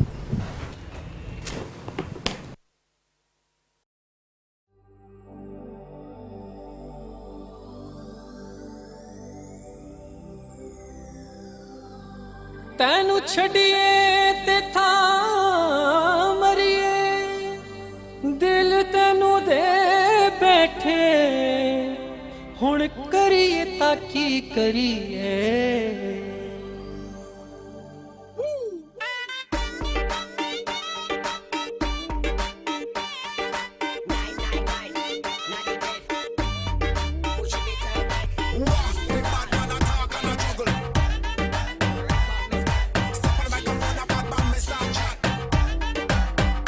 ਤੈਨੂੰ ਪਿਆਰ ਹੋ ਗਿਆ, ਮੈਨੂੰ ਸਈਆਂ ਕਹਿੰਦੀ ਹਾਂ, ਤੈਨੂੰ ਪਿਆਰ ਹੋ ਗਿਆ, ਮੈਨੂੰ ਸਈਆਂ ਕਹਿੰਦੀ ਹਾਂ। ਜੇ ਮੈਂ ਤੇਰੇ ਕੋਲ ਰਵਾਂ ਤੇ ਮੈਂ ਰਾਜ਼ੀ ਰਹਿੰਦੀ ਹਾਂ, ਜੇ ਮੈਂ ਤੇਰੇ ਕੋਲ ਰਵਾਂ ਤੇ ਮੈਂ ਰਾਜ਼ੀ ਰਹਿੰਦੀ ਹਾਂ।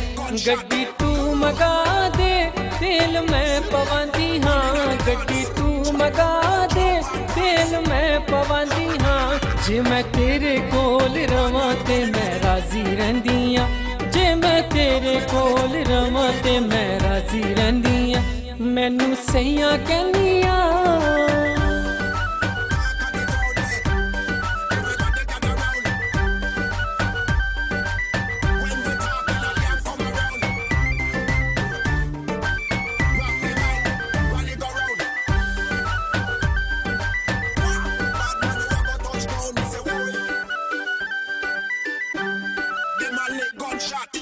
ਨਾ ਤੇਰਾ ਲੈ ਕੇ ਮੈਨੂੰ ਛੇੜਦੀਆਂ ਸਖੀਆਂ, ਤੱਕ ਲਿਆ ਉਹਨਾਂ ਤੈਨੂੰ ਵਿੱਚ ਮੇਰੀ ਅੱਖੀਆਂ।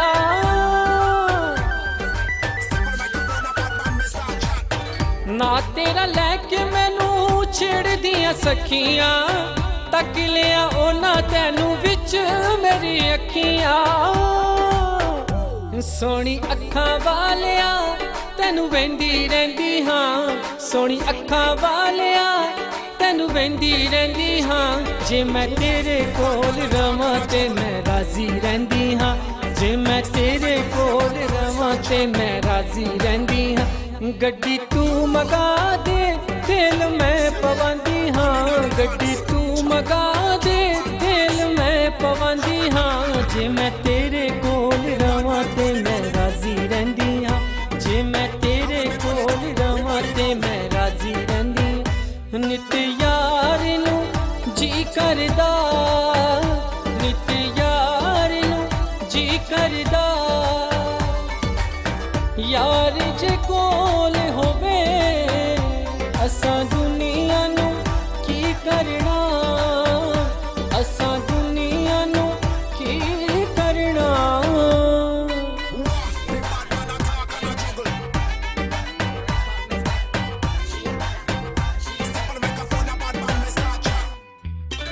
ਲੋਕੀ ਸਮਝਾਣ ਸੱਚਾ ਪਿਆਰ ਨਹੀਂ ਲੱਭਦਾ ਦੁਨੀਆ ਦੀ ਭੀੜ ਵਿੱਚ ਯਾਰ ਨਹੀਂ ਲੱਭਦਾ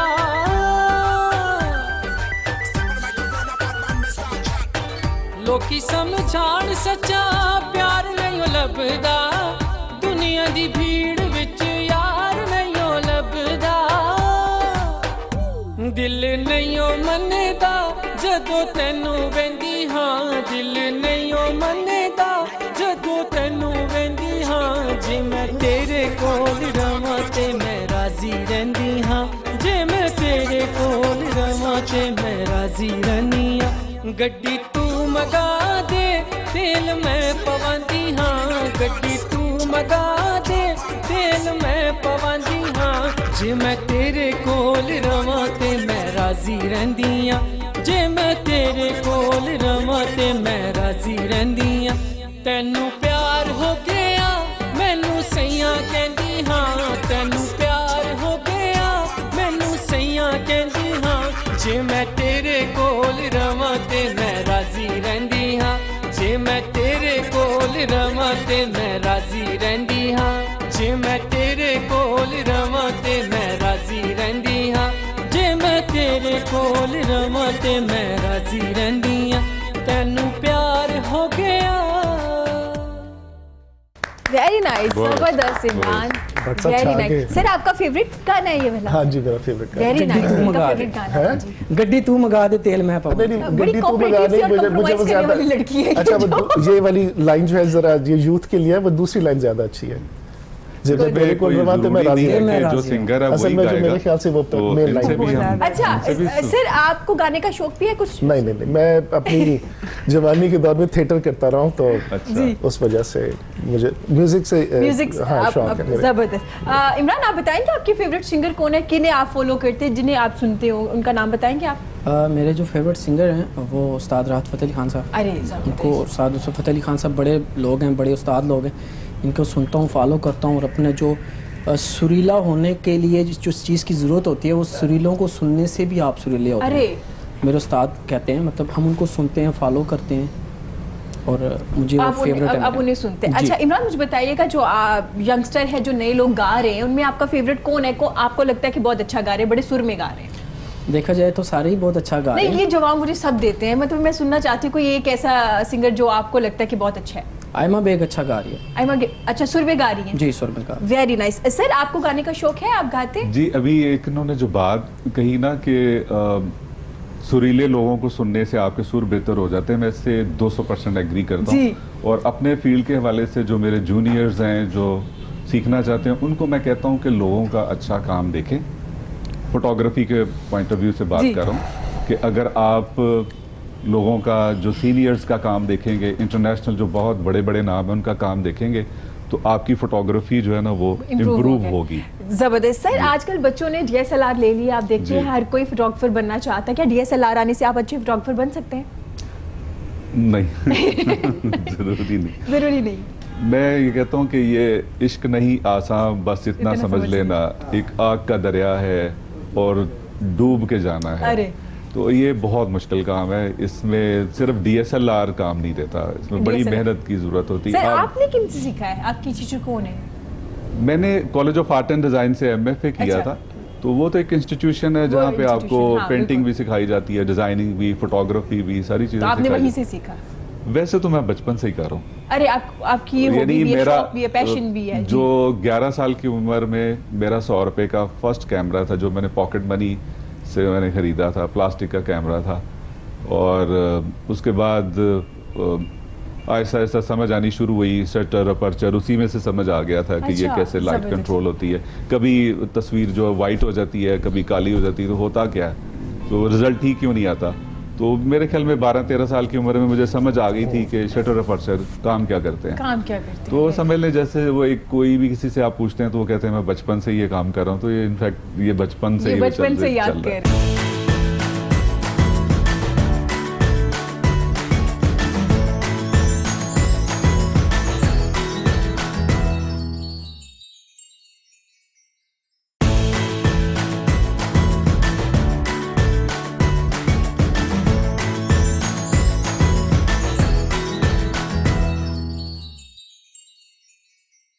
सर आप ट्रैवल करते हैं, मैं पूछना जी। चाहूंगी कि अभी हमारे यहाँ जो सयाहत है उसको जी। कितना इम्प्रूव करना चाहिए और कैसे प्रमोट कर सकते हैं? कोई मुश्किलात भी हैं, प्रॉब्लम्स आपको फेस करनी पड़ती हैं, वो आप बताना चाहेंगे? जी, पाकिस्तान की जो खूबसूरती में एक कमाल है ना, जी अगर आप पहाड़ों की बात करते हैं तो ये सिर्फ पहाड़ नहीं है, ये राका पोशी हैं, जी ये केटू हैं, ये नांगा पर्वत हैं, ये लेडी फिंगर है, ये उल्तर पीक है, ये दुनिया की जो बड़ी बड़ी चोटियां हमारे पास हैं, ठीक है।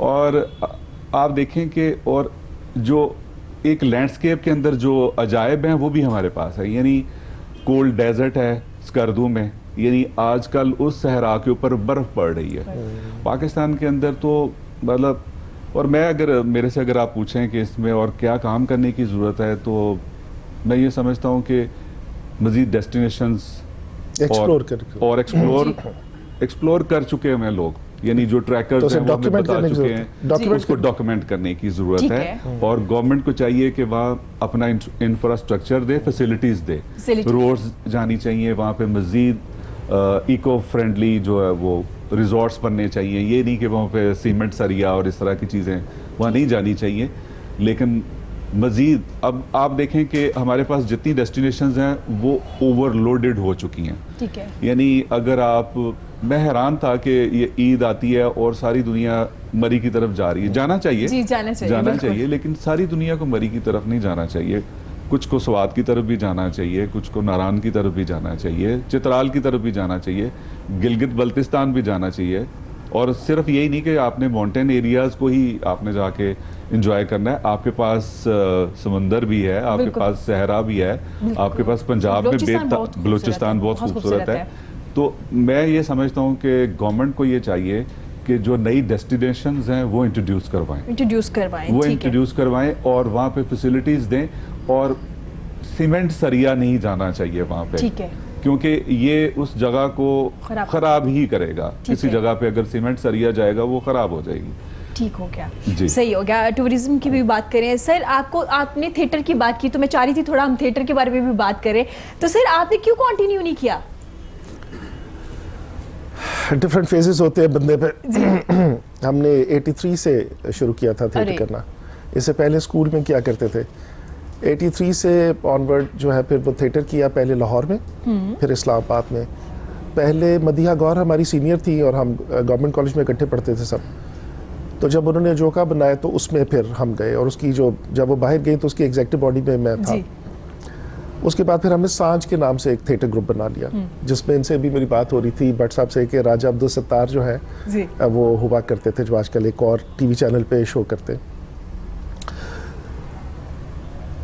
फिर कुछ ऐसा पर्सनल मेरे साथ कुछ ऐसा हादसा हो गया कि 98 में जो था वो मैंने थिएटर जो है वो बंद कर दिया जी। इसके दौरान तकरीबन मैंने को 5 इंटरनेशनल फेस्टिवल्स किए थे जिसमें पाकिस्तान को रिप्रेजेंट किया था, जबरदस्त। जिसमें से 2 जो थे वो सिर्फ कायरो में थे। आपने सवाल किया तो अचानक हो गया, वरना आज का टॉपिक नहीं था ये। तो उसमें ये है कि 2 जो थे वो तो थे ही एक्सपेरिमेंटल थिएटर फेस्टिवल थे कायरो में जी। तो PNCA के लिए मैंने आखिरी जो है 10 साल पहले किया था आखिरी प्ले अपना, वो एनीवे वो हसन कूजा घर के नाम से था। आजकल बड़ी पॉपुलर है आजकल उनकी पोइट्री यासरा की, तो उसमें 2 कैरेक्टर्स थे, मैं और यासरा थे, तो हमारा एक था, और हमारे एक दोस्त है शराज मंजूर हैदर जो वैसे CSS ऑफिसर है आजकल, हमेशा से थे, तो उन्होंने लिखा था। एनीवे, तो थिएटर जो है उसमें हम लोग जब थिएटर करते थे तो उसमें हमने फोक डांसेस भी परफॉर्म किए Very इस्लामाबाद nice. में। जबरदस्त। सर, आपको लगता है कि जो थिएटर का एक्टर होता है वो एक मजबूत एक्टर होता है, फिर आप उसे किसी भी मीडियम पे काम करवा लें, क्योंकि आपको सिखाया जाता है लाउड बोलना, इवन कि उसमें कोई रिटेक नहीं है, जो हाँ, बोल उसमें- दिया वो चला गया, वो रिटेक नहीं हो सकता। अच्छा, पहले थोड़ा सा आपको बता दूं, पहले तो यह है कि उसका सफ़र मैं बता दूं, पहले तो हम थिएटर करते थे जी फिर जब फैमिली फ्रंट खत्म हुआ तो समीना अहमद के साथ मैंने कंपनी बनाई थी शाहिद एंड स्पीना प्रोडक्शन, जी तो उस पर हमने किया था हाफ सेट के नाम से एक प्ले था, जो ज़्यादातर तो अमेरिका लंदन में देखा गया क्योंकि वो एक चैनल था प्राइम टीवी के नाम से उस पर चलता था। तो उसमें फिर मैंने थिएटर से टीवी की प्रोडक्शन भी की, लेकिन जबरदस्त। सच्ची बात यह है वो सिटकॉम था, और उन दिनों सिटकॉम जो थे वो उभर रहे थे फैमिली फ्रंट के बाद से। अच्छा, अब असल बात यह है कि मैंने जब अपने आप को गेज किया तो मेरी एम्बिशन में कभी भी एंटरटेनर होना नहीं था।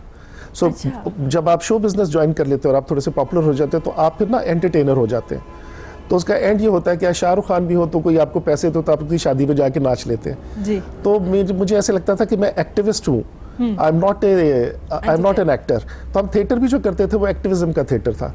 तो जब मैंने टीवी किया और उसमें सिटकॉम किया तो वो उससे यह है पैसे तो बहुत कमाए, लेकिन यह है कि वो मुझे मेरे हार्डवेयर पे वो सॉफ्टवेयर चला नहीं, तो इस वजह से फिर मैंने वो डिसकंटिन्यू कर दिया। हाँ, थिएटर करना टफ है, लाइव ऑडियंस है, उसी वक्त जो है आपका बार फंबल नहीं कर सकते, आप गलत मूव ले कोई, अच्छा आपका अपोनेंट जो है डायलॉग भूल गया तो आपने कवर करना है, तो there are so many things.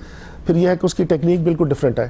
फिर थिएटर में अगर प्रोसीनियम थिएटर करते हैं तो आपका एंगल डिफरेंट है, और अगर आप स्ट्रीट करते हैं फॉर्मेट में सर्कल का, तो मैंने सर्कल के भी काफ़ी प्लेस किए थे। उन दिनों औरतों की ऑर्गेनाइजेशन NGOs वगैरह मूवमेंट ज़रा जोर पे थी, तो हम ज़रा जियाले थे, तो हम ज़रा उस पर काफ़ी काम करते थे। काम औरतों किया। के 8 मार्च पे या वैसे हम लोग प्लेस कर दिया करते, दोस्ती थी सबसे, तो उसमें काफ़ी सीखने को मिला।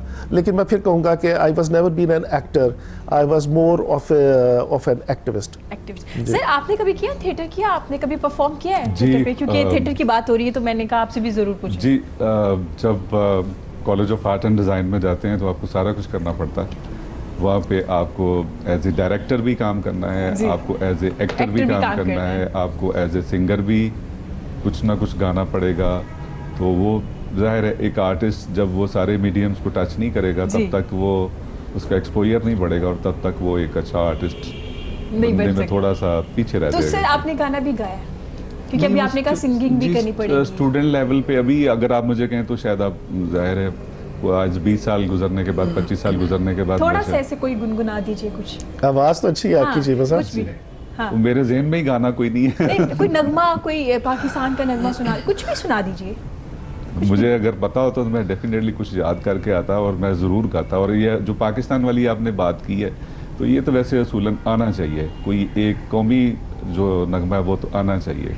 अभी नहीं आ रहा ज़हन नहीं, में। अभी मेरे ज़हन में चलिए, नहीं मैं है। थोड़ा मौका देती हूँ, मैं इमरान से बात करती हूँ, शायद आप जहन में आ जाए, फिर आप हमें सुना दीजिए। इमरान, आप मुझे बताइएगा, आज के दौर में जो नए सिंगर आ रहे हैं वो अपने आप को खुद प्रमोट कर रहे हैं, मुश्किल हो रहा है खुद को प्रमोट करना, क्योंकि आपको ऐसे कोई प्लेटफॉर्म नहीं मिल रहा जिसमें आप अपने आप को प्रमोट कर सकते हैं, आगे लेके आ सकते हैं। एक्चुअली सोशल मीडिया आ गया, और अगर आपने अपने आप ना जो ऑडियो का और वीडियो का लेवल हाई रखना है, अगर जी। आपने मार्केट में इन होना है, अपना नाम लेना है, तो अच्छी ऑडियो, अच्छी वीडियो, अच्छा काम दिखाना है। आप सोशल Singing मीडिया तो पे हैं? जी बिल्कुल। तो कितने फॉलोअर्स फेसबुक, इंस्टाग्राम पे इमरान हैं भट्ट आप? अब्दालिन के नाम से है। आई ठीक थिंक 50,000 से अबव हो गए हैं मेरे लाइक्स, माशाल्लाह। और पेज अभी मैंने बनाया उसमें। तो बाकी टीवी चैनल्स पे भी अल्हम्दुलिल्लाह जाता हूँ, और जो नेशनल सॉन्ग्स थे मेरे, और ये पंजाबी सॉन्ग्स थे, और इनके साथ साथ लेके जा रहा हूँ। लेकिन आप वाली बात बिल्कुल ठीक है, जो यंग जनरेशन आ रही है, जो नया टैलेंट आ रहा है, उसको प्रमोट बहुत मुश्किल से होना चाहिए। लेकिन आप अपनी वीडियो पे फोकस करें, अपने काम पे, और गाने को गाएं, उस सुर के साथ गाएं, अच्छे तरीके से गाएं, बिल्कुल। सीख के गाएं। ये भी है। तो अच्छा इमरान, मुझे बताइएगा, जो नए लोग आ रहे हैं, जो आप उनको कोई मैसेज देना चाहेंगे सिंगिंग के हवाले से? क्योंकि मैंने कुछ लोगों के इंटरव्यूज़ किए हैं, जो लोग जॉब करते हैं, जॉब के साथ अब अपने जो पैशन था अब उन्होंने मतलब इस तरह से कर लिया कि चलो कभी कभी गा ले करेंगे, तो मतलब एज अ प्रोफेशन लेके नहीं आ रहे अपनी। सिंगिंग जो इतना ना, एक्टिंग होगी, सिंगिंग होगी, जी। ये इतना इजी नहीं है, इसको टाइम देना पड़ता है, और प्रॉपर अल्लाह पाक ने हर बंदे के अंदर कोई ना कोई सलाहियत रखी हुई है। जी। सो अगर अल्लाह पाक ने किसी के अंदर ये एक टैलेंट रखा हुआ है तो इसके सीख के और टाइम दे के प्रॉपर आए तो फिर इंशाल्लाह वो अच्छी वे पे आएंगे और अच्छी ज़्यादा स्टेज पे अच्छा है। जी। ठीक है सर, आप एक और आपका प्रोजेक्ट है, एक और चीज़ है लंगर, लंगर के नाम से भी कर रहे हैं, तो मैं चाह रही हूँ कि आप मुझे थोड़ा उसके बारे में भी बता दीजिए। अच्छा, वो इस तरह से है क्योंकि अभी जो नई जनरेशन है ये स्मार्टफोन के साथ जो है वो बड़ी कंफर्टेबल है और आपको पता है हर चीज़ जो है वो ऐप ओरिएंटेड हो गई जी। है। पहले वेब थी, फिर फेसबुक और ट्विटर, अभी जो है वो ऐप बड़ी एक सोल्यूशन है जो हर आदमी यूज़ करता है। तो क्योंकि हम फूड बेस्ड चैरिटी का काम करते हैं ठीक तो हम है। ये सोचते थे कि हम किस तरह फैसिलिटेट कर सकते हैं कि भूखे को खाने तक पहुंचाने में, ठीक है। क्योंकि अगर आपकी आबादी 22 करोड़ है और फर्ज करें 10 करोड़ आदमी भूखा सोता है तो उसको तो कोई भी ऑर्गेनाइजेशन पूरा नहीं कर सकती, बिल्कुल। उसके लिए तो बहुत सारे लोग चाहिए। ठीक है, जी। तो उसका हल क्या है? तो हम बैठ के सोचते रहे, तो लाहौर में जिस तरह से है कि स्टूडेंट्स हैं वो आ जाते दूसरे शहरों से और जी। हॉस्टल्स बने हुए हैं और वो लाखों में स्टूडेंट लाहौर में। तो मैं सोचता हूँ कि हमारे दौर में हॉस्टल में पैसे ख़त्म हो जाते थे तो लोग क्या करते थे। ठीक है, तो उसकी बेस पर सोचते सोचते हमने सोचा कि हम एक ऐप बनाते हैं जिसका नाम रखते हैं लंगर, लंगर.ऐप। तो लंगर पे हम ये करते हैं कि जितने भी खाने फ्री खिला रहे हैं, जी। जैसे अगर इनकी वालदा भी अगर हफ्ते में 2 दिन खिला रही है तो हम मार्क कर दें। अच्छा। कि अगर फर्ज करें इनके इलाके में कोई भूखा है और उसे पता है कि मस्जिद में इस पर खाना आएगा, तो अगर वो चला जाए तो कोई उसे मना तो नहीं करेगा ना, बिल्कुल। कोई ये तो नहीं कहेगा तुम नहीं खा सकते। बिल्कुल। तो क्या पता कि कोई स्टूडेंट वहां से गुजर रहा हो या वहां हो तो उसे पता चल जाए, या कोई मुसाफिर है वो किसी दूसरे शहर जाता है, जेब कट जाती है, कोई परेशानी हो जाती है, बिल्कुल। तो उसे पता तो हो कि किसी से पूछ ले कि जी पास का लंगर कहाँ है। पॉइंट्स और कहाँ से खाना वो मिल खा सकता सकता है। है। So idea is very simple, वो ये है कि जी एक हमने जो ऐप बनाई है हम उसमें ये कर रहे हैं कि हम उसमें जियोलॉजिकल ये जो उसकी जो पिन्स है, लोकेशन पिन, वो हम उस पर लगाते जा रहे ठीक हैं। है। उसकी टाइमिंग लिखे जा रहे हैं कि ये दोपहर को खाना खिलाते हैं, ये जुमेरात को खाना खिलाते हैं, कई मिज़ार जो है वो जुमेरात को खाना खिलाते हैं। ठीक है, हाँ ज़्यादा। वो सारे कहते हैं चांद की पहली को जी या चांद की 11वीं को हम खिलाते हैं। तो हम उनका टाइम ले रहे हैं और उनके स्पॉट सेट किए जा रहे हैं। अभी तक हम लाहौर में कोई 100 से ऊपर स्पॉट जो है वो लोकेट कर चुके बहुत हैं। अच्छा। इसी तरह इस्लामाबाद में कोई हम 39-40 कर चुके हैं। बहुत इस तरह कराची में भी हम अभी लगे हुए हैं और हम सैलानी से, और ये जो बाकी हैं, छीपा हो गया, सैलानी हो गया, या इधर लेक सिटी वाले खाना खिलाते हैं, या और लोग हैं, हम उन सबको कह रहे हैं कि अभी आप अपने स्पॉट दे दें हमें और हम उसको करें। तो क्या अगर मैं आपको बताऊं कि लाहौर में 100 से ऊपर है तो ये आपके लिए खुशी की बात होगी? माशाल्लाह बड़ी अच्छी अच्छा, बात है। Very आप nice. अगर इसी तरह हम ये चाहते हैं कि जिस तरह वो कहते हैं ना कि आसमान से जब फरिश्ते देखते हैं तो उन्हें ज़मीन पर मस्जिदें जो है ना वो सितारों की तरह नजर आती वाह, हैं। वाह, तो मेरा दिल ये करता है कि जब कोई भूखा देखे पाकिस्तान तो उसे खाने की जगह भी सितारे की तरह नजर आए। सुभान क्या बात ठीक Very है, nice. तो ये आपके प्रोग्राम के तवस्सुत से एक और रिक्वेस्ट मैं करूँगा, क्योंकि वही वाली बात है इनके वाली कि अगर आपके पास चांस है कि आपको ऑडियंस ज़्यादा देख रही है, तो आजकल हमने एक प्रोग्राम लॉन्च किया, उसे कहते हैं राहबर। जी। राहबर हम ये कह रहे हैं कि अगर फर्ज करें ये अटक से हैं जी। या कोई गुजरात से हैं या कोई पेशावर से हैं या कहीं से भी हैं, वो हमें ज्वाइन करे एज ए राहबर। वो हमें अल्लाह वालों के राहबर बने, वो भूखों के राहबर बने। वो पहले तो हमारी राहबरी करें कि हमें बताएं कि हमारे मोहल्ले में यहाँ खाना खिलाया जाता है, और वो हमें एड्रेस भेज दें या उनका अरे। फ़ोन नंबर भेज दें, और हम उनके बदले उन्हें गिफ्ट देंगे, उन्हें टी शर्ट्स दे देंगे, उन्हें और हैम्पर्स दे देंगे हम लोग। वो हमारी तफसील जो है वो उस पर फेसबुक पे अवेलेबल है। जब वो अपनी लुके पहले तो राहबरी करें हमारी ठीक है। कि हमें आइडेंटिफाई कर दें कि जी किस शहर में कहाँ पर आदमी खाना खिला रहे हैं। ह्यूमनली ये पॉसिबल नहीं है।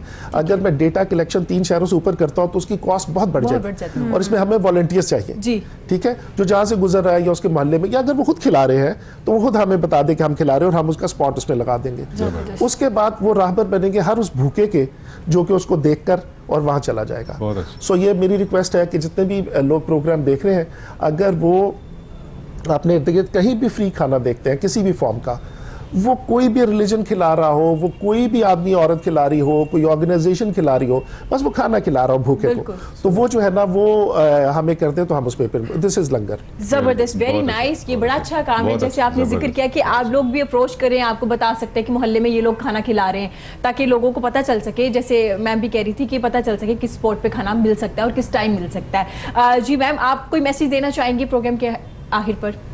बिल्कुल, मैं तो यही कहना चाहूँगी कि अगर आप एक दर्दमंद दिल रखते हैं तो इस जगह पर मत रुकें और लोगों को अपने जैसा बनाने की कोशिश करें, कन्वर्ट करने की कोशिश करें, चाहे वो किसी भी दीन के हों, जी। कुछ भी मानते हों, लेकिन कम से कम उनके दिल में ये दर्द होना चाहिए कि किसी से चलो कर्टिसी की खातिर पूछ लें कि जी आपने कुछ खाना है या कुछ पीना है आपने, जी। क्या आपका दिल कर रहा है, ये इस तरह। और एक दफ़ा नहीं 2 से 3 दफ़ा पूछें, क्योंकि कई लोग झिझकते हैं बताते हुए। ये मेरा उबर ड्राइवर्स के साथ काफ़ी एक्सपीरियंस रह चुका है कि मैं एक दफ़ा पूछूं तो कभी हाँ नहीं कहेंगे, दूसरी दफ़ा पूछूं तो कहेंगे हाँ हाँ, मतलब हम चाय पी लेंगे या इस तरह। दूसरा, जो आपके घर लेबरर्स काम करते हैं या बाहर जो काम करते हैं, कूड़ा उठाने वाले आते हैं, ये कभी मत सोचें कि वो क्रिश्चियंस हैं, ठीक है। उनको भी खाने पीने के, उनको भी भूख लगती है, उनके साथ भी पेट लगा हुआ है, उनको भी पूछें खाने पीने को, उतनी इज्जत से पूछें। और ट्रस्ट में दुआ जो होती है ना, वो रिलीजन नहीं देखती।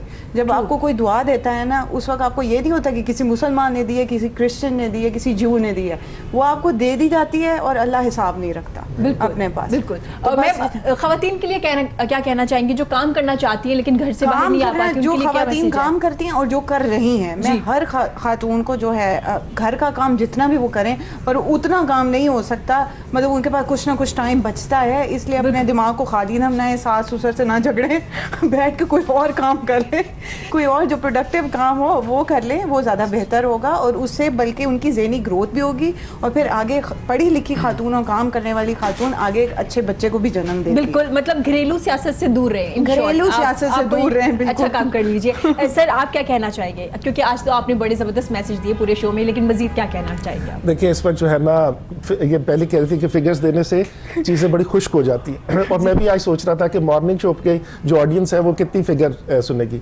देखिए, इमरान खान साहब ने अपनी तकरीर में कहा कि 44% बच्चे स्टंटेड हैं। स्टंटेड का मतलब ये होता है कि या उसका एक लफ्ज़ है स्टंटेड है क्या, वेस्टेड, या उसका वजन कम है या उसका कद कम है। जी। इस वक्त जो लाहौर में हम जिस मैटरनिटी हॉस्पिटल में खाना खिला रहे हैं, उसमें रोजाना 950 औरतें आउटडोर में आती हैं, जिसमें से 70 से 80% में खून की कमी है। ठीक है, ठीक है जी। अच्छा, अब जब हम गए हैं उधर अपना स्कूल में, तो हमने जाके देखा कि स्कूल की परफॉर्मेंस तो अच्छी हो गई है, लेकिन जो बच्चे पीछे से कमज़ोर हैं उनमें प्रॉब्लम है। तो फिर हम हॉस्पिटल पहुंचे, फिर हॉस्पिटल से हम अब पहुंच रहे हैं उनकी माओ तक। और जो फूड है वो खाना है पहले बेसिक, उसके बाद फिर न्यूट्रिशन वाला खाना है। अच्छा, जो औरतें प्रेग्नेंट हो जाती हैं बच्चियां और वो आती हैं हॉस्पिटल, वो सबसे आगे निकल गई होती है, अब उन्हें सिर्फ दवाई चाहिए और उन्हें सप्लीमेंट्स चाहिए।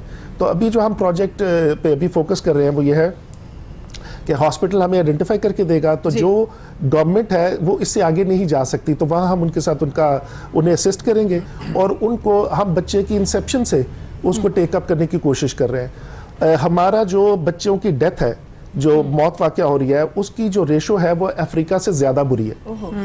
तो हमारे यहाँ जो बच्चों की डेथ की वजह यह है कि उसकी वालदा कमज़ोर होती है। तो अभी हमने जो प्रोजेक्ट इनिशिएट किया है वो उन औरतों के लिए है जी। और वो जो औरतें हैं उनके लिए हम न्यूट्रिशन के साथ साथ उनके साथ हम काउंसलिंग और उनके साथ ये बिल्कुल फूड से हम थोड़ा सा मैंने आपसे कहा ना कि जब आप इंसान बचाना शुरू करते हैं तो फिर फूड से हेल्दी फूड से न्यूट्रिशन, उस तरफ हम निकल गए। तो वो देखें इंशाल्लाह, जो अगर आप ये तस्वुर कर लें, लाहौर में 50% बच्चे, आप जितने भी लोग प्रोग्राम देख रहे हैं अपने रिश्तेदारों में देख लें, वो बहुत वीक पैदा हो रहे हैं। इसमें एक्चुअली स्टंटेड कितने हैं कि जिनका दिमाग भी ग्रो नहीं किया हुआ, वो 44% है। अगर 44% बच्चे जो है वो वीक होंगे, तो आप मुझे बताइए कि एक फुटबॉल की टीम है, वो फर्ज करें कोई भी गेम है, उसमें 10 बंदे खेल रहे हैं, तो 5 तो खेलने के काबिल नहीं है, वो जंग करने के काबिल नहीं है, वो खेलने के काबिल नहीं है, तो क्या करेगी कौम? बिल्कुल। तो इस वजह से यह है कि सबको इस वक्त देखना चाहिए और इसमें अगर कोई हमसे मिलना चाहे तो 100 दफ़ा मिले। इनकी बात पे यही है कि औरतों की सेहत पे खास तवज्जो देनी चाहिए। हमारी सोसाइटी में अभी भी 50% घर ऐसे हैं जो ये कह रहे हैं ना कि बच्चे क्यों ऐसे पैदा हो रहे हैं, क्योंकि औरत की सेहत पे तवज्जो ही नहीं दी जा रही। ठीक है सर, आप क्या मैसेज देना चाहेंगे? जी, मैं ये कहना चाहता हूँ कि दुनिया के तमाम तरक्की याफ्ता ममालिक की जो इकॉनमी है वो टूरिज़म पे डिपेंड करती है और गवर्नमेंट लेवल पे भी बहुत काम हो रहा है और इंडिविजुअल्स को भी काम करना चाहिए। मेरी जो रिस्पॉन्सिबिलिटी थी एज ए पाकिस्तानी, मैंने enroutepakistan.com एक वेब पोर्टल मैंने बना लिया जो कि अनकरीब वो लॉन्च होने जा रहा है और मेरा जो अपना पार्टिसिपेशन है एज ए इंडिविजुअल उसमें वो आ गया। मेरी रिक्वेस्ट है बाकी जो लोग सुन रहे हैं, जो हमारे अवाम है या हमारे जो गवर्नमेंट के ऑफिशियल्स हैं, कि वो इस पोर्टल को सब सपोर्ट करें जी। क्योंकि इसकी अशद ज़रूरत थी, इसकी हमेशा बात होती रही, लेकिन ये आया नहीं। ठीक है। लेकिन तकरीबन कोई 1-1.5 हफ्ते तक इंशाल्लाह ताला अजीज की मैं प्रॉपर माशाल्लाह। लॉन्चिंग करने इंशाल्लाह जा रहा हूँ इंशाल्लाह। जी। जी इमरान, आप क्या कहना चाहेंगे? मेरे आने का मकसद पूरा हो जाएगा अगर ये मेरा मैसेज इन समातों के साथ जो प्रोग्राम को देख रहे जी। हैं कि यंग जनरेशन जो भी है अपने पेरेंट्स की रिस्पेक्ट करें, अरे। जो आज के लिए सोसाइटी में नहीं हो रहा। अगर आपने दुनिया और आखिरत में कामयाब होना है, ये मेरे अल्लाह और उसके रसूल का कौल है, अपने वालदैन की रिस्पेक्ट करें, अपने वालदैन की रिस्पेक्ट करें। थैंक यू जी, वेरी मच। बहुत शुक्रिया इमरान। आपका प्रोग्राम के अख्ताम पे हम आपसे गाना भी सुनेंगे। जनाब आपका बहुत शुक्रिया। सर आपका बहुत शुक्रिया, जो आप काम करें मज़ीद अल्लाह ताला आपको कामयाबी दे और जो लोग आपके साथ हैं उन्हें भी मज़ीद हिम्मत दे आपके साथ काम करने की। मैम आपका बहुत शुक्रिया। इसी के साथ हमें इजाज़त दीजिए। खुश रहिए, अपने प्यारों का बहुत ज़्यादा ख्याल रखिए और अपने इर्द गिर्द के लोगों का भी खास ख्याल रखिए। अल्लाह हाफ़िज़।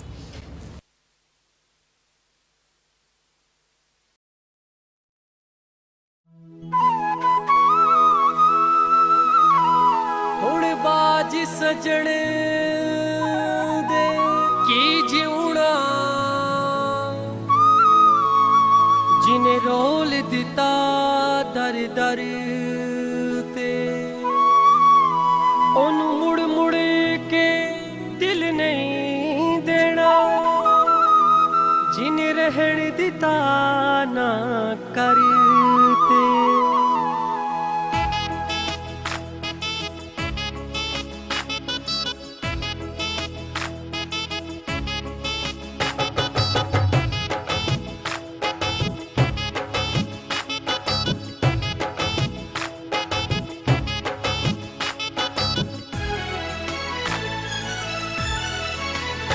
ਸਾਡੇ ਰੋਂਦਿਆਂ ਅੱਥਰੂ ਨਹੀਂ ਸੁੱਕਦੇ, ਉਹ ਸੋਹਣੇ ਸੱਜਣਾ ਤੇ ਨਖਰੇ ਨਹੀਂ ਮੁੱਕਦੇ, ਉਹ ਸੋਹਣੇ ਸੱਜਣਾ ਤੇ ਨਖਰੇ ਨਹੀਂ ਮੁੱਕਦੇ। ਸਾਡੇ ਰੋਂਦਿਆਂ ਅੱਥਰੂ ਨਹੀਂ ਸੁੱਕਦੇ, ਉਹ ਸੋਹਣੇ ਸੱਜਣਾ ਤੇ ਨਖਰੇ ਨਹੀਂ ਮੁੱਕਦੇ, ਉਹ ਸੋਹਣੇ ਸੱਜਣਾ ਤੇ ਨਖਰੇ ਨਹੀਂ ਮੁੱਕਦੇ।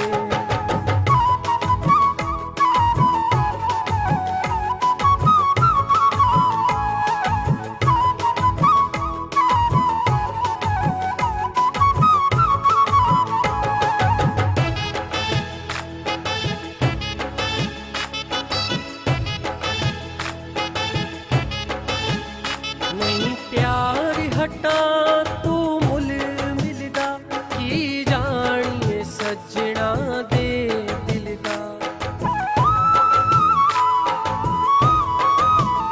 ਨਹੀਂ ਪਿਆਰ ਹਟਾ ਤੂੰ ਮੁੱਲ ਮਿਲਦਾ, ਕੀ ਜਾਣੀਏ ਸੱਜਣਾ ਦੇ ਦਿਲ ਦਾ, ਉਹ ਕੀ ਜਾਣੀਏ ਸੱਜਣਾ ਦੇ ਦਿਲ ਦਾ। ਕਦੀ ਇਸ਼ਕ ਦੇ ਭਾਂਬੜ ਨਹੀਂ ਲੁਕਦੇ, ਉਹ ਸੋਹਣੇ ਸੱਜਣਾ ਤੇ ਨਖਰੇ ਨਹੀਂ ਮੁੱਕਦੇ, ਉਹ ਸੋਹਣੇ ਸੱਜਣਾ ਤੇ ਨਖਰੇ ਨਹੀਂ ਮੁੱਕਦੇ।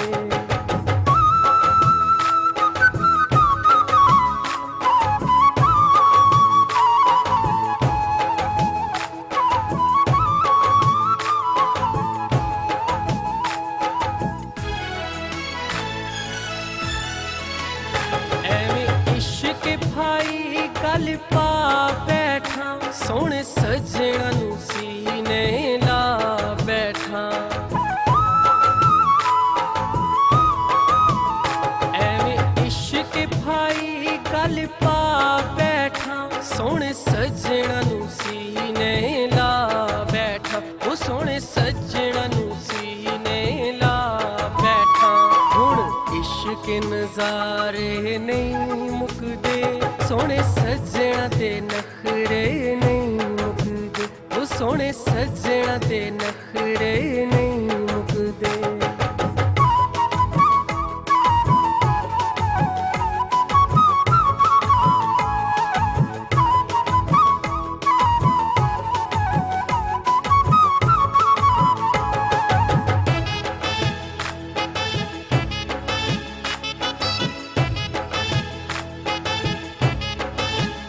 ਕੀ ਜਿਉਣਾ ਸੱਜਣਾ ਬਾਜ ਤੇਰੇ, ਆ ਜਾ ਮੁੱਕ